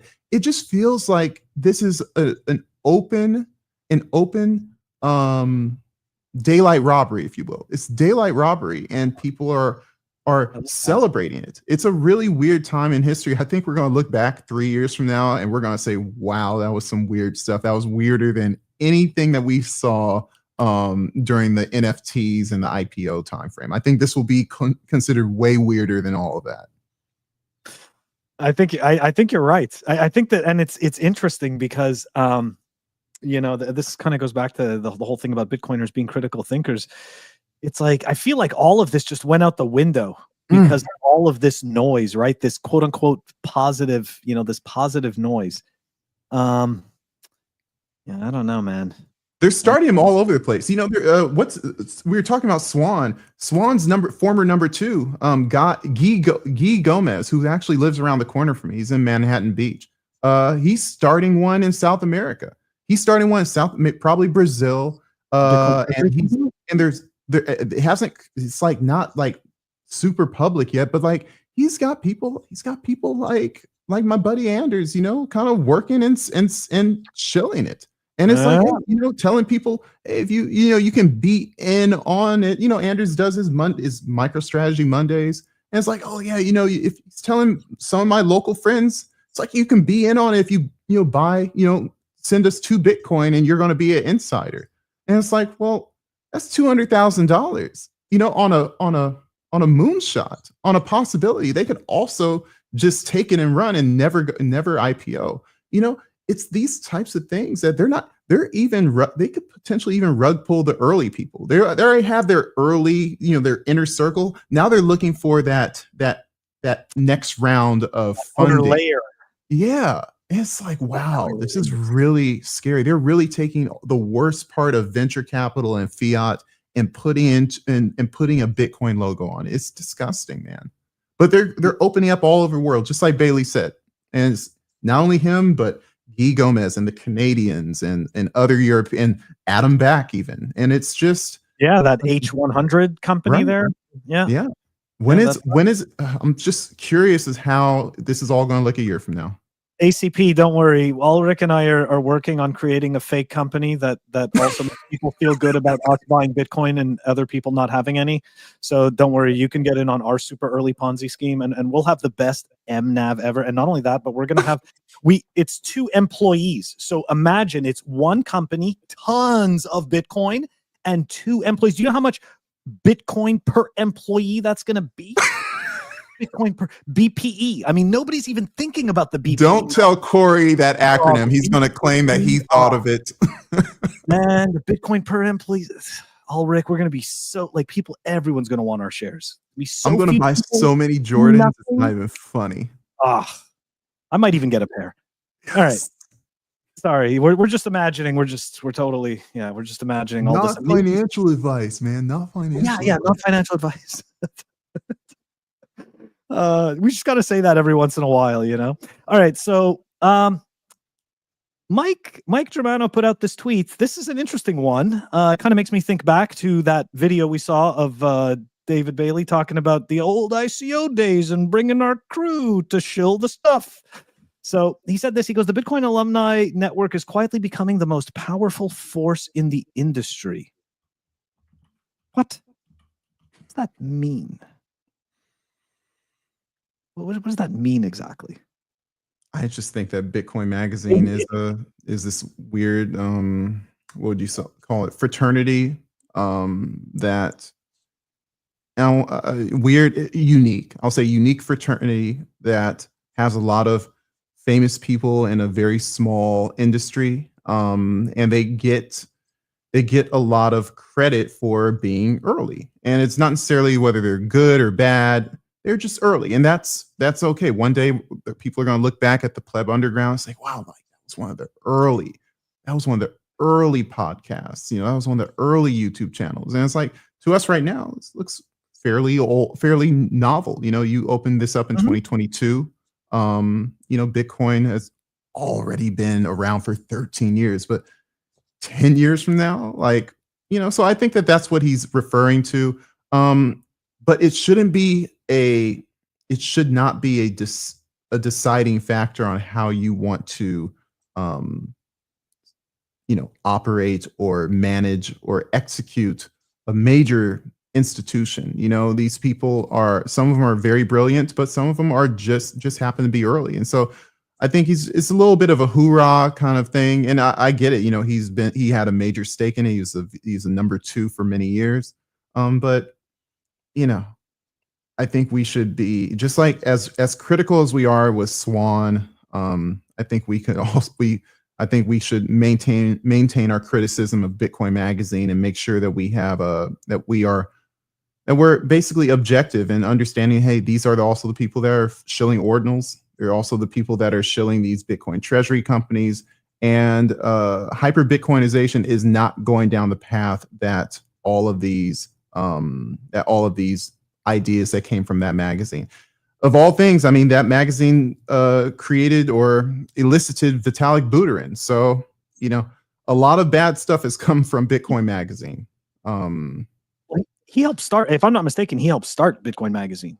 That's right. Vitalik helped start. And not only that, but his father started this other crypto magazine that's pretty huge and that obviously funnels and shills ETH and its ilk. So, yeah. Yeah, I could see as much bad about Bitcoin Magazine as good, if not more bad. So I wouldn't, you know, toot Bitcoin Magazine's horn too much, even as a founder or even as a former president. It's just not. That's just ain't it. Yeah, I agree. All right. We're moving on. Moving on here from. So I guess Bitcoin Magazine is the invisible hand that moves the Bitcoin marketing machine. Is that what we're? I don't know if I necessarily agree with that myself. I don't think I've ever said that. I think they have a big hand, but I don't think they're the hand. Is there? I think a lot of people are trying to be the hand. I mean, I remember Michael Saylor was threatening people to not, you know, threatening to cancel someone if they were. I think it was Kathy Wood if she funded certain Bitcoin ventures because he didn't like. Maybe it was Odell versus Saylor or Saylor versus Kathy Wood. I forgot, but a lot of people are trying to be the invisible hand. And, you know, if you have your incentives to do that, that's fine. But the good thing about Bitcoin, the future, is that there's only so much you can only lobby for so much time, because hard money, you will run out of that political money real fast. So that's why we hope for a hyper Bitcoinization real fast. Yes, we do.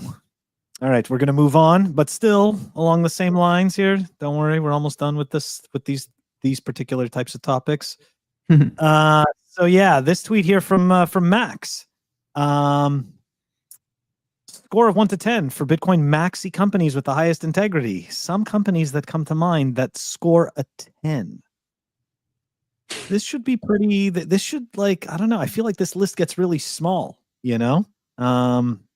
He's saying Blockstream. He's saying Strategy. He's saying Swan. He's saying Brain. Swan in caps. You know, don't forget Swan. Yeah. You know, I'm an early investor in that month. Exactly right. It's like I'm an investor in them, and I wouldn't add them to that list. And that's can me. Can he not be so obvious? Like, it's so bad. Yeah, it's just really disgusting. I mean, in terms of like these companies that score a 10, right? Like, what about,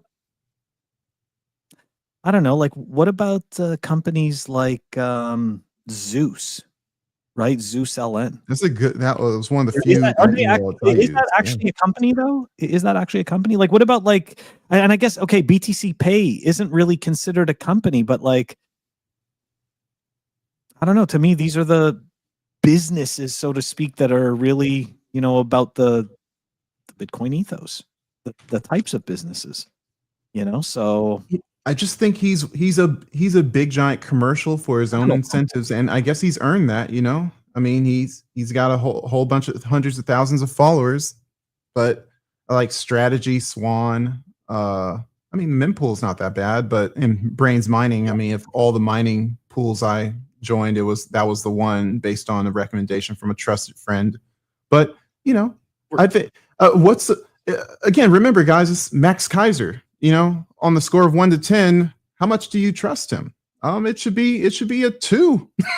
Yeah, Lucky Red Fish nailed it, right? Max pumping his bags as usual. Tony says, shout out to Seed Signer. Agreed. But see, that's the other thing. Is Seed Signer a company? I think it is. I'm not sure, but definitely shout out to them. Like those guys, they, you know what I mean? They get totally beaten down by the, you know, the cold card, the cold card mob, and he just keeps on ticking. And yeah, Dieter Bob is saying Peach Bitcoin. Absolutely. You know, these are all, hey, thanks BTC Moon guy. He's saying Pleb Underground. Yeah, we We are, but we don't offer any Bitcoin services. You know what I mean? Like we're not, but hopefully at one point, we can start, I don't know, funding devs or something like that, doing something good besides just creating content. I mean, you could send me some Bitcoin and I'll think of something. We donate to different causes and stuff like that. Donated to Hodl and things like that. So it's, we try to do little things, but yeah, hey, look, the bigger we grow, the more we give back. But yeah, that's everybody's story. So fuck me. Anyways, next. Yeah, because I'm not trying to be that dude. Hey, give me more and I'll give it away. That's some fucking bullshit right there. All right. That's some bullshit. Anyways, let's continue. Let's continue on.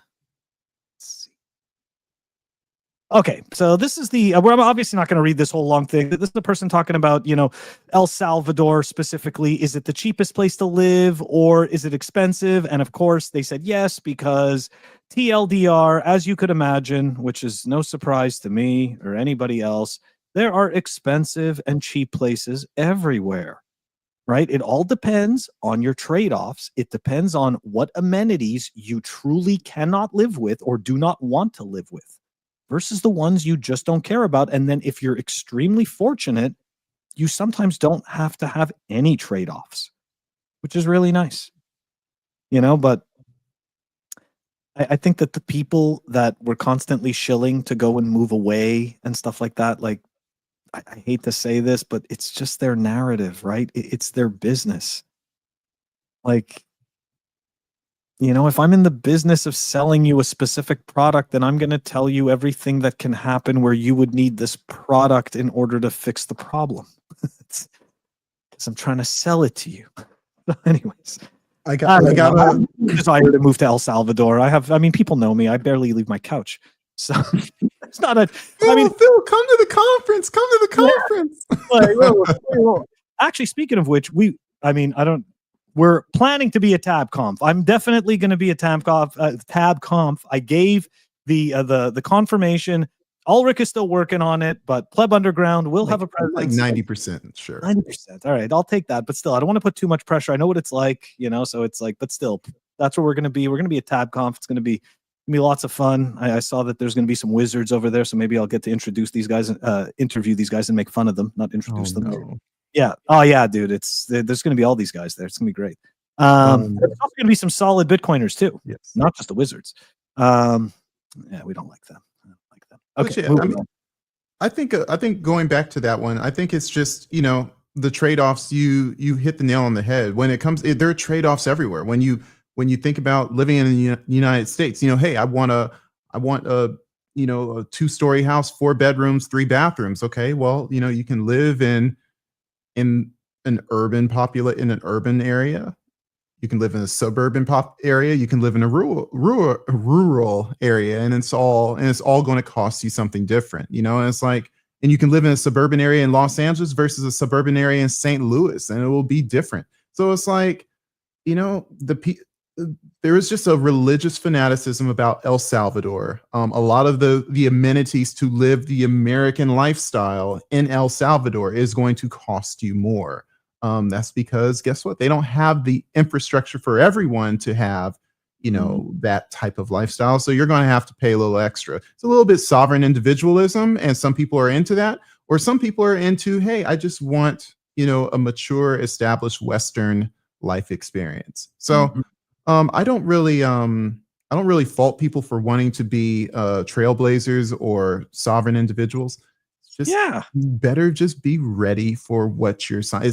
It's not Bitcoin heaven, guys. Okay, it's not a citadel. All the citadel talk from 2021 and 2019. It's not a citadel. So, you're going to be building that citadel going down there early. So be ready. Did you ever have the experience as a kid where you watched the commercial of the kids playing with the toys that you wanted, and they had this perfect setup, right? Like their backyard was like this obstacle course for all of your action figures, right? Like there was all this stuff set up, like they could be doing all kinds of, and then as a kid, you're all excited. You're like, yes, that's the experience I want. Then finally, your birthday comes around, you get the toy, and your experience fucking pales in comparison to it, right? Your action figure doesn't move the way they moved on the thing. You don't have that cool little rocket launcher thing. You don't have the little fake bricks that blow up. You don't have any of this stuff. You just have a garden with a bunch of leaves, some mud, some sticks. The grass is scratchy. You're allergic to it. It's this totally different experience. And for me, like that experience as a child stuck with me growing up with almost everything I ever experienced. Right? Because, and the reason why I say this is because everything was hyped. Everything is always hyped. And then you go and experience it. And then you start to feel like you're the only one not having as good of a time as everyone else. So then you start to fake it, right? Then you start to pretend because what's wrong with me? Why am I not having this amazing time that was promised, that was shown, that was sold?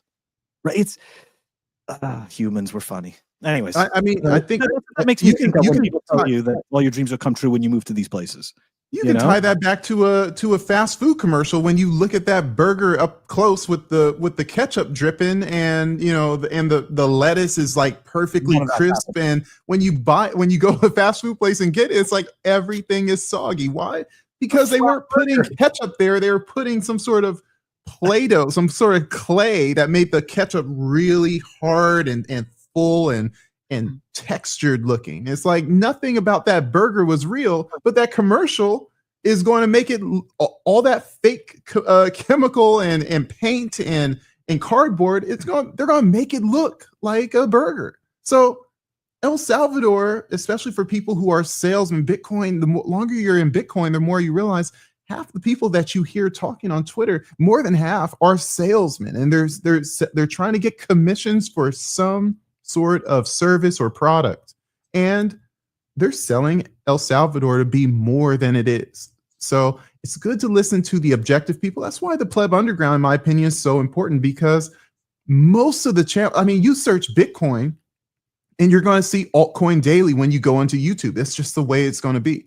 And then if you go past that, if you get past that for some way, you're going to find Swan, you're going to find Simply Bitcoin, you're going to find a lot of people that are going to tell you everything they think you want to hear to tickle your ear, to say, yeah, that product, that guy, that's how much I should buy at that point forever and ever, and never wait for a bear market. No, never. But you come to the Pleb Underground, it's like, we don't think it's going to 1 million in 6 months, guys. Larry Fink says 700,000. I don't think so. Phil will tell you, I don't think so. So you have to have hope. We have hope, but at the same time, we got our feet on the ground. Yeah, this guy, Bitcoin Beach, has his feet on the ground, trying to give you as much truth as possible. And if you don't want truth, I get it. But that guy's not the tweet for you, and this channel is not the channel for you. But we're going to keep telling the truth regardless. Okay, I do have to point out, ACP, he's right. Okay, Hungry Hippos matched the commercial, and it's true. In all fairness, okay, so hold on. The board games, I'm trying to go back to it because I kind of remember it, but go ahead. He's right. The board games, you watched the kids play Monopoly, you genuinely had that much fun. You played Snakes and Ladders. All of that experience was very similar. There was this other super cool game called Crossfire with like marbles and stuff. You'll get caught up in the Crossfire. That game was amazing, right? Anyways, so my point is, okay, so he's right. The board games, yes, but the action figure stuff, right? Or you got the He-Mans, and what was up with that, right? He-Man was practically naked. They were I never bought a He-Man, man. What's going on? Anyways, okay. All right, we're moving on. Sorry, guys. I know. We can split to like late 80s, early 90s kind of like sideshow on these live episodes. Obviously, we have enough knowledge that could last a good 10 minutes. It could, but I don't want to. We're gonna lose our audience. Stuff, I don't want to go too far off of it. But, okay. All right, so the next thing was to clickbait or not to clickbait, okay? And this was a tweet here from Captain Satoshi. He said, I hate these clickbait titles. This is what shitcoiners and influencers do. I understand he's just trying to get views, so respect it, but I hate it. And guys, and look, in all fairness, this title, I mean, look, Trump family leaks secret plans forcing Bitcoin to all-time highs. He's just not doing it right. That's It's so not even cool. subvertive. Like it's really, really cringy.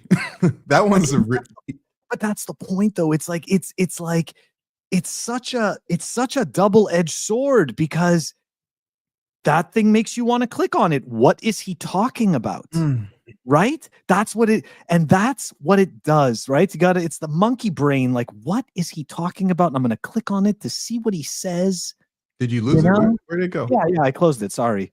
Oh, yeah. We're live. But yeah, I mean, I'm like, next. That's it. No. The sad part is that you can tell when his channel kind of drifted into this. Like he didn't always do this, and then all of a sudden it's like, yeah, that's a weird title. Where did that come from? And you know, I try my best to make engaging titles for my videos, but yeah, it's like, and we all do, but there comes a certain point where it's like at some point you crossing the threshold and you're just flat out lying. And if I don't care. Again, I have a job. I make good money. I guess I don't want to be the guy that is.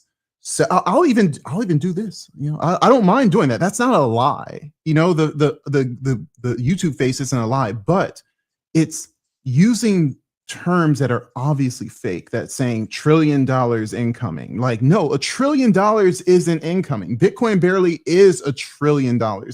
It ain't coming for a long time. So it's like, I don't get the incentive to lie. I have ethics. I go to church on Sunday. Like I want to speak to my wife, speak to my mother with this mouth. I don't want to be someone who propagates falsehoods. I just don't get the incentive unless people are just so thirsty to be famous or make a profit.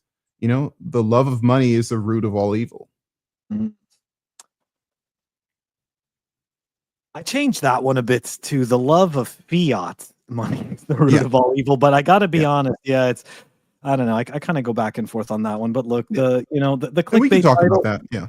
The reality is, right, there's two sides to that coin, because then it becomes, okay, well, if you're making content for people to come and watch it, then you want to create things, or you want to use methods that are going to get people to engage. That's right. And so there is a fine line, right? Yeah, it's exactly like there's a fine line, and it just becomes tough, so, but yeah, anyways, I don't know, guys, it's a tough call. I do the clickbait thumbnails as well. I can't help it. I just like making very shiny thumbnails, where it's like, oh, look how shiny that person looks. I think that's like, I guess the Mr. Beast kind of thing. Like, I was like, oh wow, like looks like a superhero, looks like a comic book. I think that's engaging, but yeah, it's like, you kind of have to say, you have to find the story, the part of your story that is engaging, that is either hopium or is intriguing, but it's important to like be truthful. And hopefully truth wins out in the end. I totally agree. I hope it does too. ACP was mentioning that the title was false on that one. And that's the part. Like the title, if Ben is saying something completely different, like, come on, bro. It's just, yeah, hey, look. Yeah, it's but the problem is, it's not, the problem isn't always Ben. It's hey, guess what? People who are clicking, who are scrolling on YouTube, yeah, like, if you see that it's fake, stop clicking on that guy. Like, let their reputation speak for themselves and step away from it. It's like, that guy lied to me before. It's like, you got a reputation in the neighborhood. It's like, oh, you mess with that person, he's probably going to expect you to rob some people. He's bad news. You don't mess with people based on reputation. Why do people keep going back to the same shit, if you will? It's like, don't return to that type of stuff if you really want to hold these people accountable. Your views, your engagement, that's your vote. That the algorithm is fixing in on that. And if you keep on engaging with it, it's just, all it is propagating the same stuff that you allegedly complain about. Self-awareness is always very difficult, right? Because then we start to recognize, right, that there's aspects of ourselves that are unfortunately hypocritical. You know, it's tough to reconcile, right? As a person, because obviously you want to think that you're right, and your ego gets hurt. And all right, we're gonna move on from that. Move on from the clickbait, or to not clickbait. Open mouth. Surprised. Anyways, okay. So moving on. I gotta post one of those soon. I know. And you know what? Honestly, like I started posting them one after another. I was like, you know what? I'm just going to do this every single day until people start yelling at me. I try to be cool about it. I'm like, and it's like, no, you have to. No, you got to be. I really have to go all in, man. You make people all upset. You know, it's like it's great. I remember someone complained to you about it. I'm like, come on, give Phil a break, man. I mean, I'll tell you, I kind of encouraged him to do it. Like, Phil, you got to do like the open mouth, man. You got to do the open mouth. And I wouldn't do it. I'm like, I'm trying to be Denzel out there. Like, I ain't Denzel, man. Okay. Denzel doesn't work. The algorithm really likes the open mouth, man. Denzel's different. Denzel, man, kind of an anomaly. Super, and every black person thinks they Denzel. I'm telling you, it's really crazy. That's great. Oh, the truth hurts. Truth hurts. Oh God! All right. From Denzel, we are going to who is this? That's right. He's the Denzel of accounting, the Bitcoiners. He's not that bad. No, he isn't. He's got some pretty decent takes, but sometimes he goes off into the philosophical woo-woo shit. And anyways, so look, this is an interesting one, right? Like, guys, I mean, like, this is the old adage. Anyways, I can't pronounce that shit. I'm sorry. Adage. Thank you. The old adage. Don't blame Coinbase if your account gets hacked and you lose your Bitcoin. Yeah, we know. Not your keys, not your coin. And of course, another satisfied Coinbase customer. Anyways, $240,000 worth of Bitcoin stolen yesterday on Coinbase. And yeah, guys, it's just a tale as old as time. I mean, you know, we can go through all the specifics, but hey, this guy was lucky. He was at his computer. He didn't end up losing it all, but he did lose some and could have lost more. And look, guys, we all feel safe. Right? We all feel safe until it happens to us. I know, because in 2017, I felt safe until it happened to me. Right? And then I was like, well, I'll just go to this other exchange, which for sure won't rug. That was an anomaly. And then I got rugged again. So it's you know what? Yeah. I mean, the only time, right? The only time that stopped happening was self-custody. And then after that, you implement multi-sig. And I got to the point where even I can't get to my Bitcoin anymore. So it's like, there you go. Have fun with that. But yeah, I just, you know, you don't want to worry about this stuff. Just stop playing these stupid games. I know that Coinbase is huge. We know that they're a public company.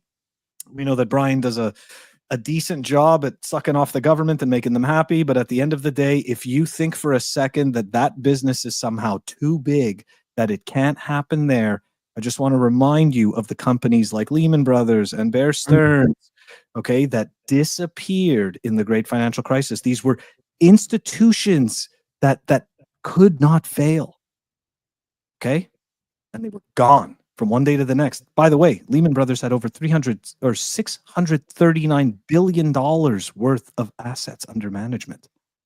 A whole lot more than some of these Bitcoin companies. But hey, the MNAV was great on that shit. MNAV was great. So good. So good. All right. Sorry. Anything you want to say about the not your keys, not your coins? I mean, stuff? you just got, if you're messing with the exchanges, you got to touch it real quick. You know, if you need the fiat, you need to get in and get out like it's like there's, you know, smoke in the room, like it's, you know, like it's a tactical operation. You know, your special forces, we're getting in, we're getting out. You have a mission, you have the aim, you know what you're doing. You know, your account can service this amount of money, you know, per day. You just don't want to play those games, especially if you're an OG Bitcoiner, a veteran Bitcoiner. You're probably exchanging towards the top of the market, which means that top of the market can come crashing down at any point. Once there's an 8% drop in Bitcoin, they shut down accounts. Think about that, right? You don't want to just, oh, you know, I'm just going to leave it there for a month. You know, you should be days at most with whatever assets you're trying to exchange. Be smart. It's going to happen to the next guy, not you.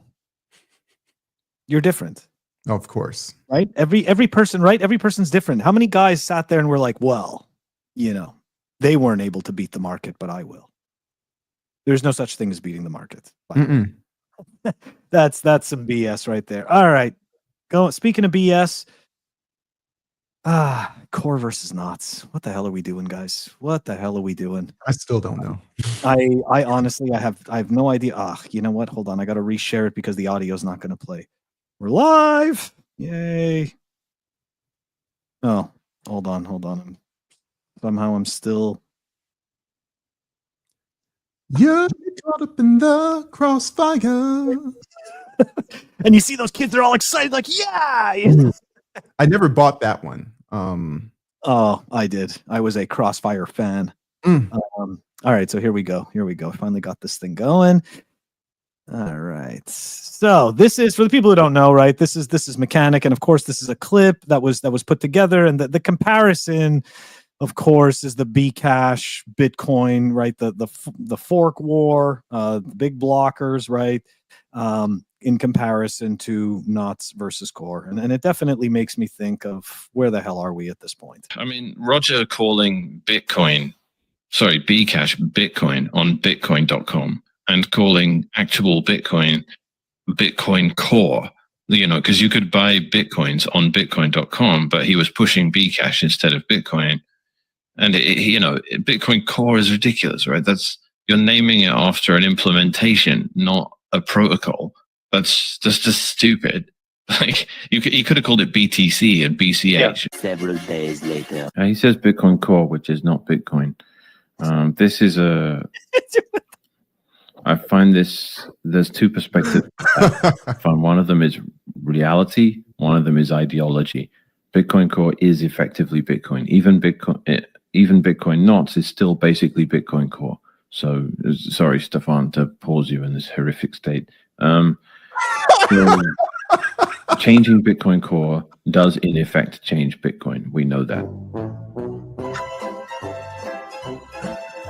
Yeah.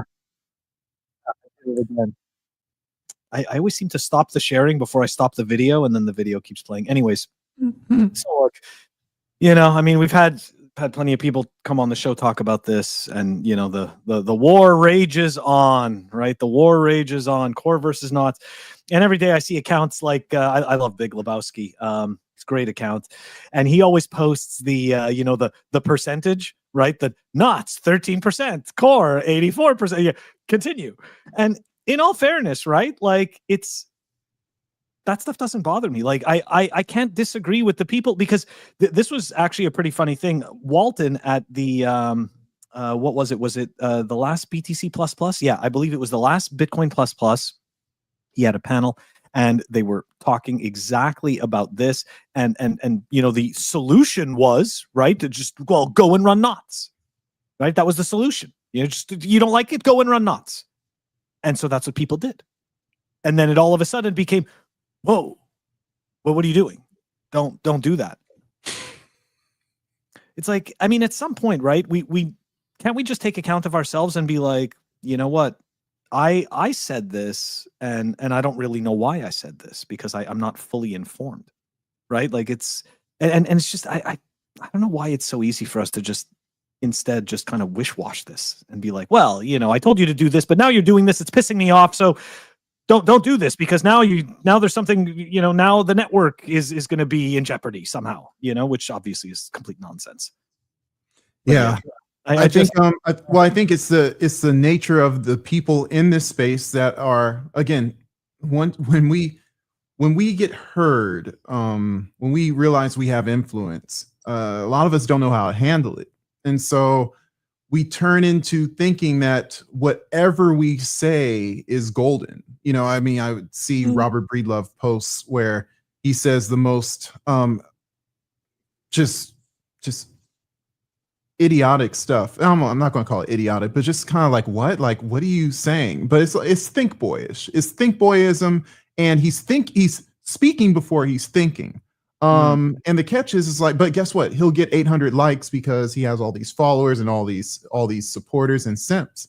And I think to a lesser degree, the people who are providing commentary on this software implementation, they know that they're respected, but because they're respected, they speak rather than maintaining that respect by thinking beforehand. So I think long-winded is like, if you can just think before you speak, and it's not always about the next hot take.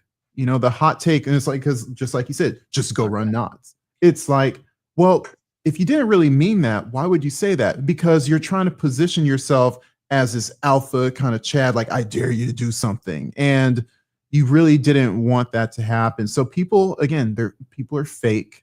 And a lot of times their foundations of, their thought foundations or their ethical foundation is shaky. And because people affirm their behavior. So have discipline after you've become somewhat Bitcoin famous, and continue to have your grounded principles, what got you there in the first place. And if you can have that, then you'll truly be wise. Yeah, I think that's a very good point. And just to let you know that the chat is still going on about the 80s toys and am I behind a little bit? What are they saying? Oh, Torup just mentioned the slip and slide at the end did not slow you down or feel good. I've never tried that one either. I was like, that was a little scary to me. ACP mentioned the skip it. I don't know if you ever used that. Skip it, do up. Oh God, you even know the show tunes for this. And stuff. the very best thing of all, there's a counter on this ball. So try to beat your very best score. See if you can jump a whole lot more. Oh my God. I was homeschooled. Do you remember Pogo Ball? Do you remember that one? No. Oh, that was so they would show you on the commercial and then I swear we'll go back to Bitcoin. On the commercial, they would show you these kids jumping like 10 feet high. This kid was like practically jumping over cars. He would hop on his pogo ball.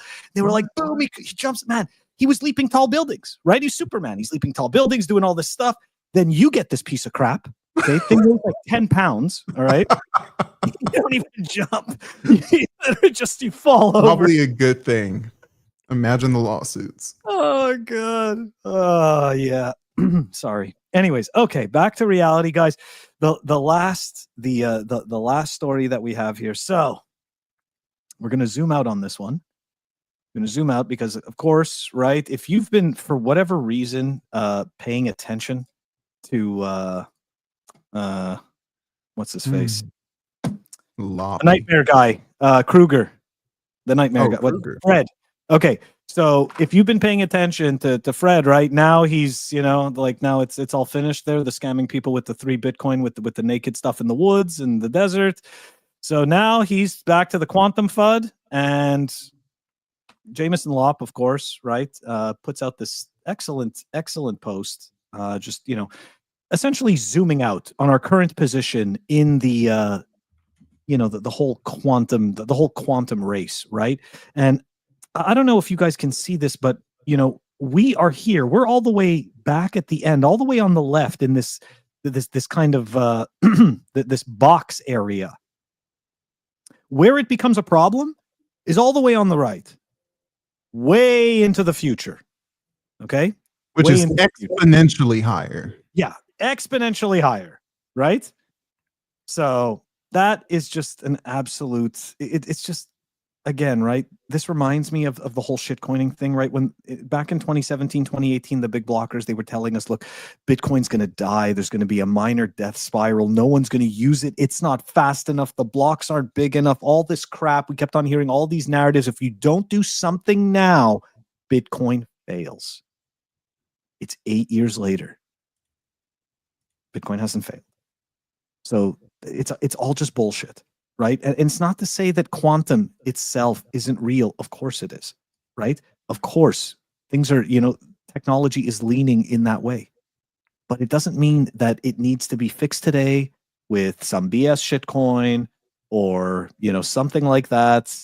All of that is just absolute. It's just absolute nonsense. Yeah. I mean, I have coworkers that I've had in the past, no longer a coworker, but he's he's either a geophysicist or an astrophysicist. I don't know why he's working in aerospace engineering. It's kind of weird. Because he was like a fish out of water. But we talk about Bitcoin. He'd watch my shows when I was on Swan. He'd read my essays, whatever. And we talk about, oh, well, you know, it's like quantum computing's coming. And I'm like, dude, like we're so far away from that. Like quantum computing is so nascent, is so novel that, you know, they're going to have to figure out how they just know it works. They're going to have to figure out how to make it applicable to something. There's a difference between, hey, I discovered something versus let me apply it in a useful way. And so I think if Lop's, you know, chart is real, what you see is we're exponentially far away. And even with Moore's law, you know, we're years down the line. Now, Phil, I sent you yeah, I'm trying to pull someone else. If you can pull it up, but I can explain it while you're trying. Yeah. There's this guy named Ben Sigman, and he's talking about he forked Blue Wallet and added a post-quantum cryptography. And, you know, I'll tell you, I don't have time to learn about quantum computing. You know, I am outsourcing that knowledge to other people. So I don't know if this works or not, but it's a proof of concept to show that simple, practical defenses do exist against the quantum threat to Bitcoin. And so essentially, you know, if you use base 58 instead of, I guess, base 32, maybe there is a way to have a secured wallet against quantum attacks. But at the end of the day, look, like we're not getting quantum attacked right now. And if we do get quantum attacked, everything else besides SHA-256 is going to get hit before us. So we'll have plenty of indicators before Bitcoin. We're going to see grids go down. We're going to see banks attacked. We're going to see all types of cryptocurrencies emptied before anything. Bitcoin will be the last man standing because it's military grade encryption. That's not to say it won't be, you know, exposed, but we have time to get there, and people are working on it. That's not the reason for people to say, oh, you know, I'm not too sure about Bitcoin. It's going to be quantum attacked in 10 years. I'm like, okay, let's just say it is. But if you're going to miss the value gains for the next decade, you're just an idiot, you know? So it's like, you're a pleb and you're an idiot if you think that your thoughts about quantum computing is better than the free market price of what Bitcoin is now in the next 8 to 10 years. So, you know, it's just more reasons to keep people sitting on their hands and locked in the fiat prison. I'm sick of it. Yeah, I mean, I totally agree. And part of my takeaway is this, right? All of the yelling, right? All of the, you know, the fear mongering, and none of it is necessary, right? Like all you got to remember is why is this fear mongering happening? Why am I being given this information? Who stands to benefit from this? Right? Like it's always the same state stuff. Right? Like, I mean, people don't even realize this. There was a shit coin already in 2018 called Quantum. You know, like, look, Quantum's been around for a while, right? It has been, or Qtum, right? Like, there was a shit coin for every reason that Bitcoin was about to fail. There was a shit coin, and there'll always be one. There'll always be something. So the reality is that if this is the stuff that makes you panic, you might want to rethink. You might want to rethink your level of knowledge in Bitcoin, or you might want to just start paying attention. You maybe paying attention to different sources of information, you know, like, because really this is not it, right? This is not the Bitcoin killer. I'm sorry. I'd be worried about so many other things besides Bitcoin. Anyways. All right, guys, this is going to do it for us. That's it. Wrapping up the show. Thank you so much for spending the evening with Ulric and I. This wraps up this month's episode of Pleb Underground monthly live. Ulric, any last words? I got a rant coming out for my try to be bi-weekly video. Make sure you guys check it out. Always appreciate the support you guys give to the channel. All the simple stuff, like, share, subscribe, pound the like button, whatever people say as YouTubers.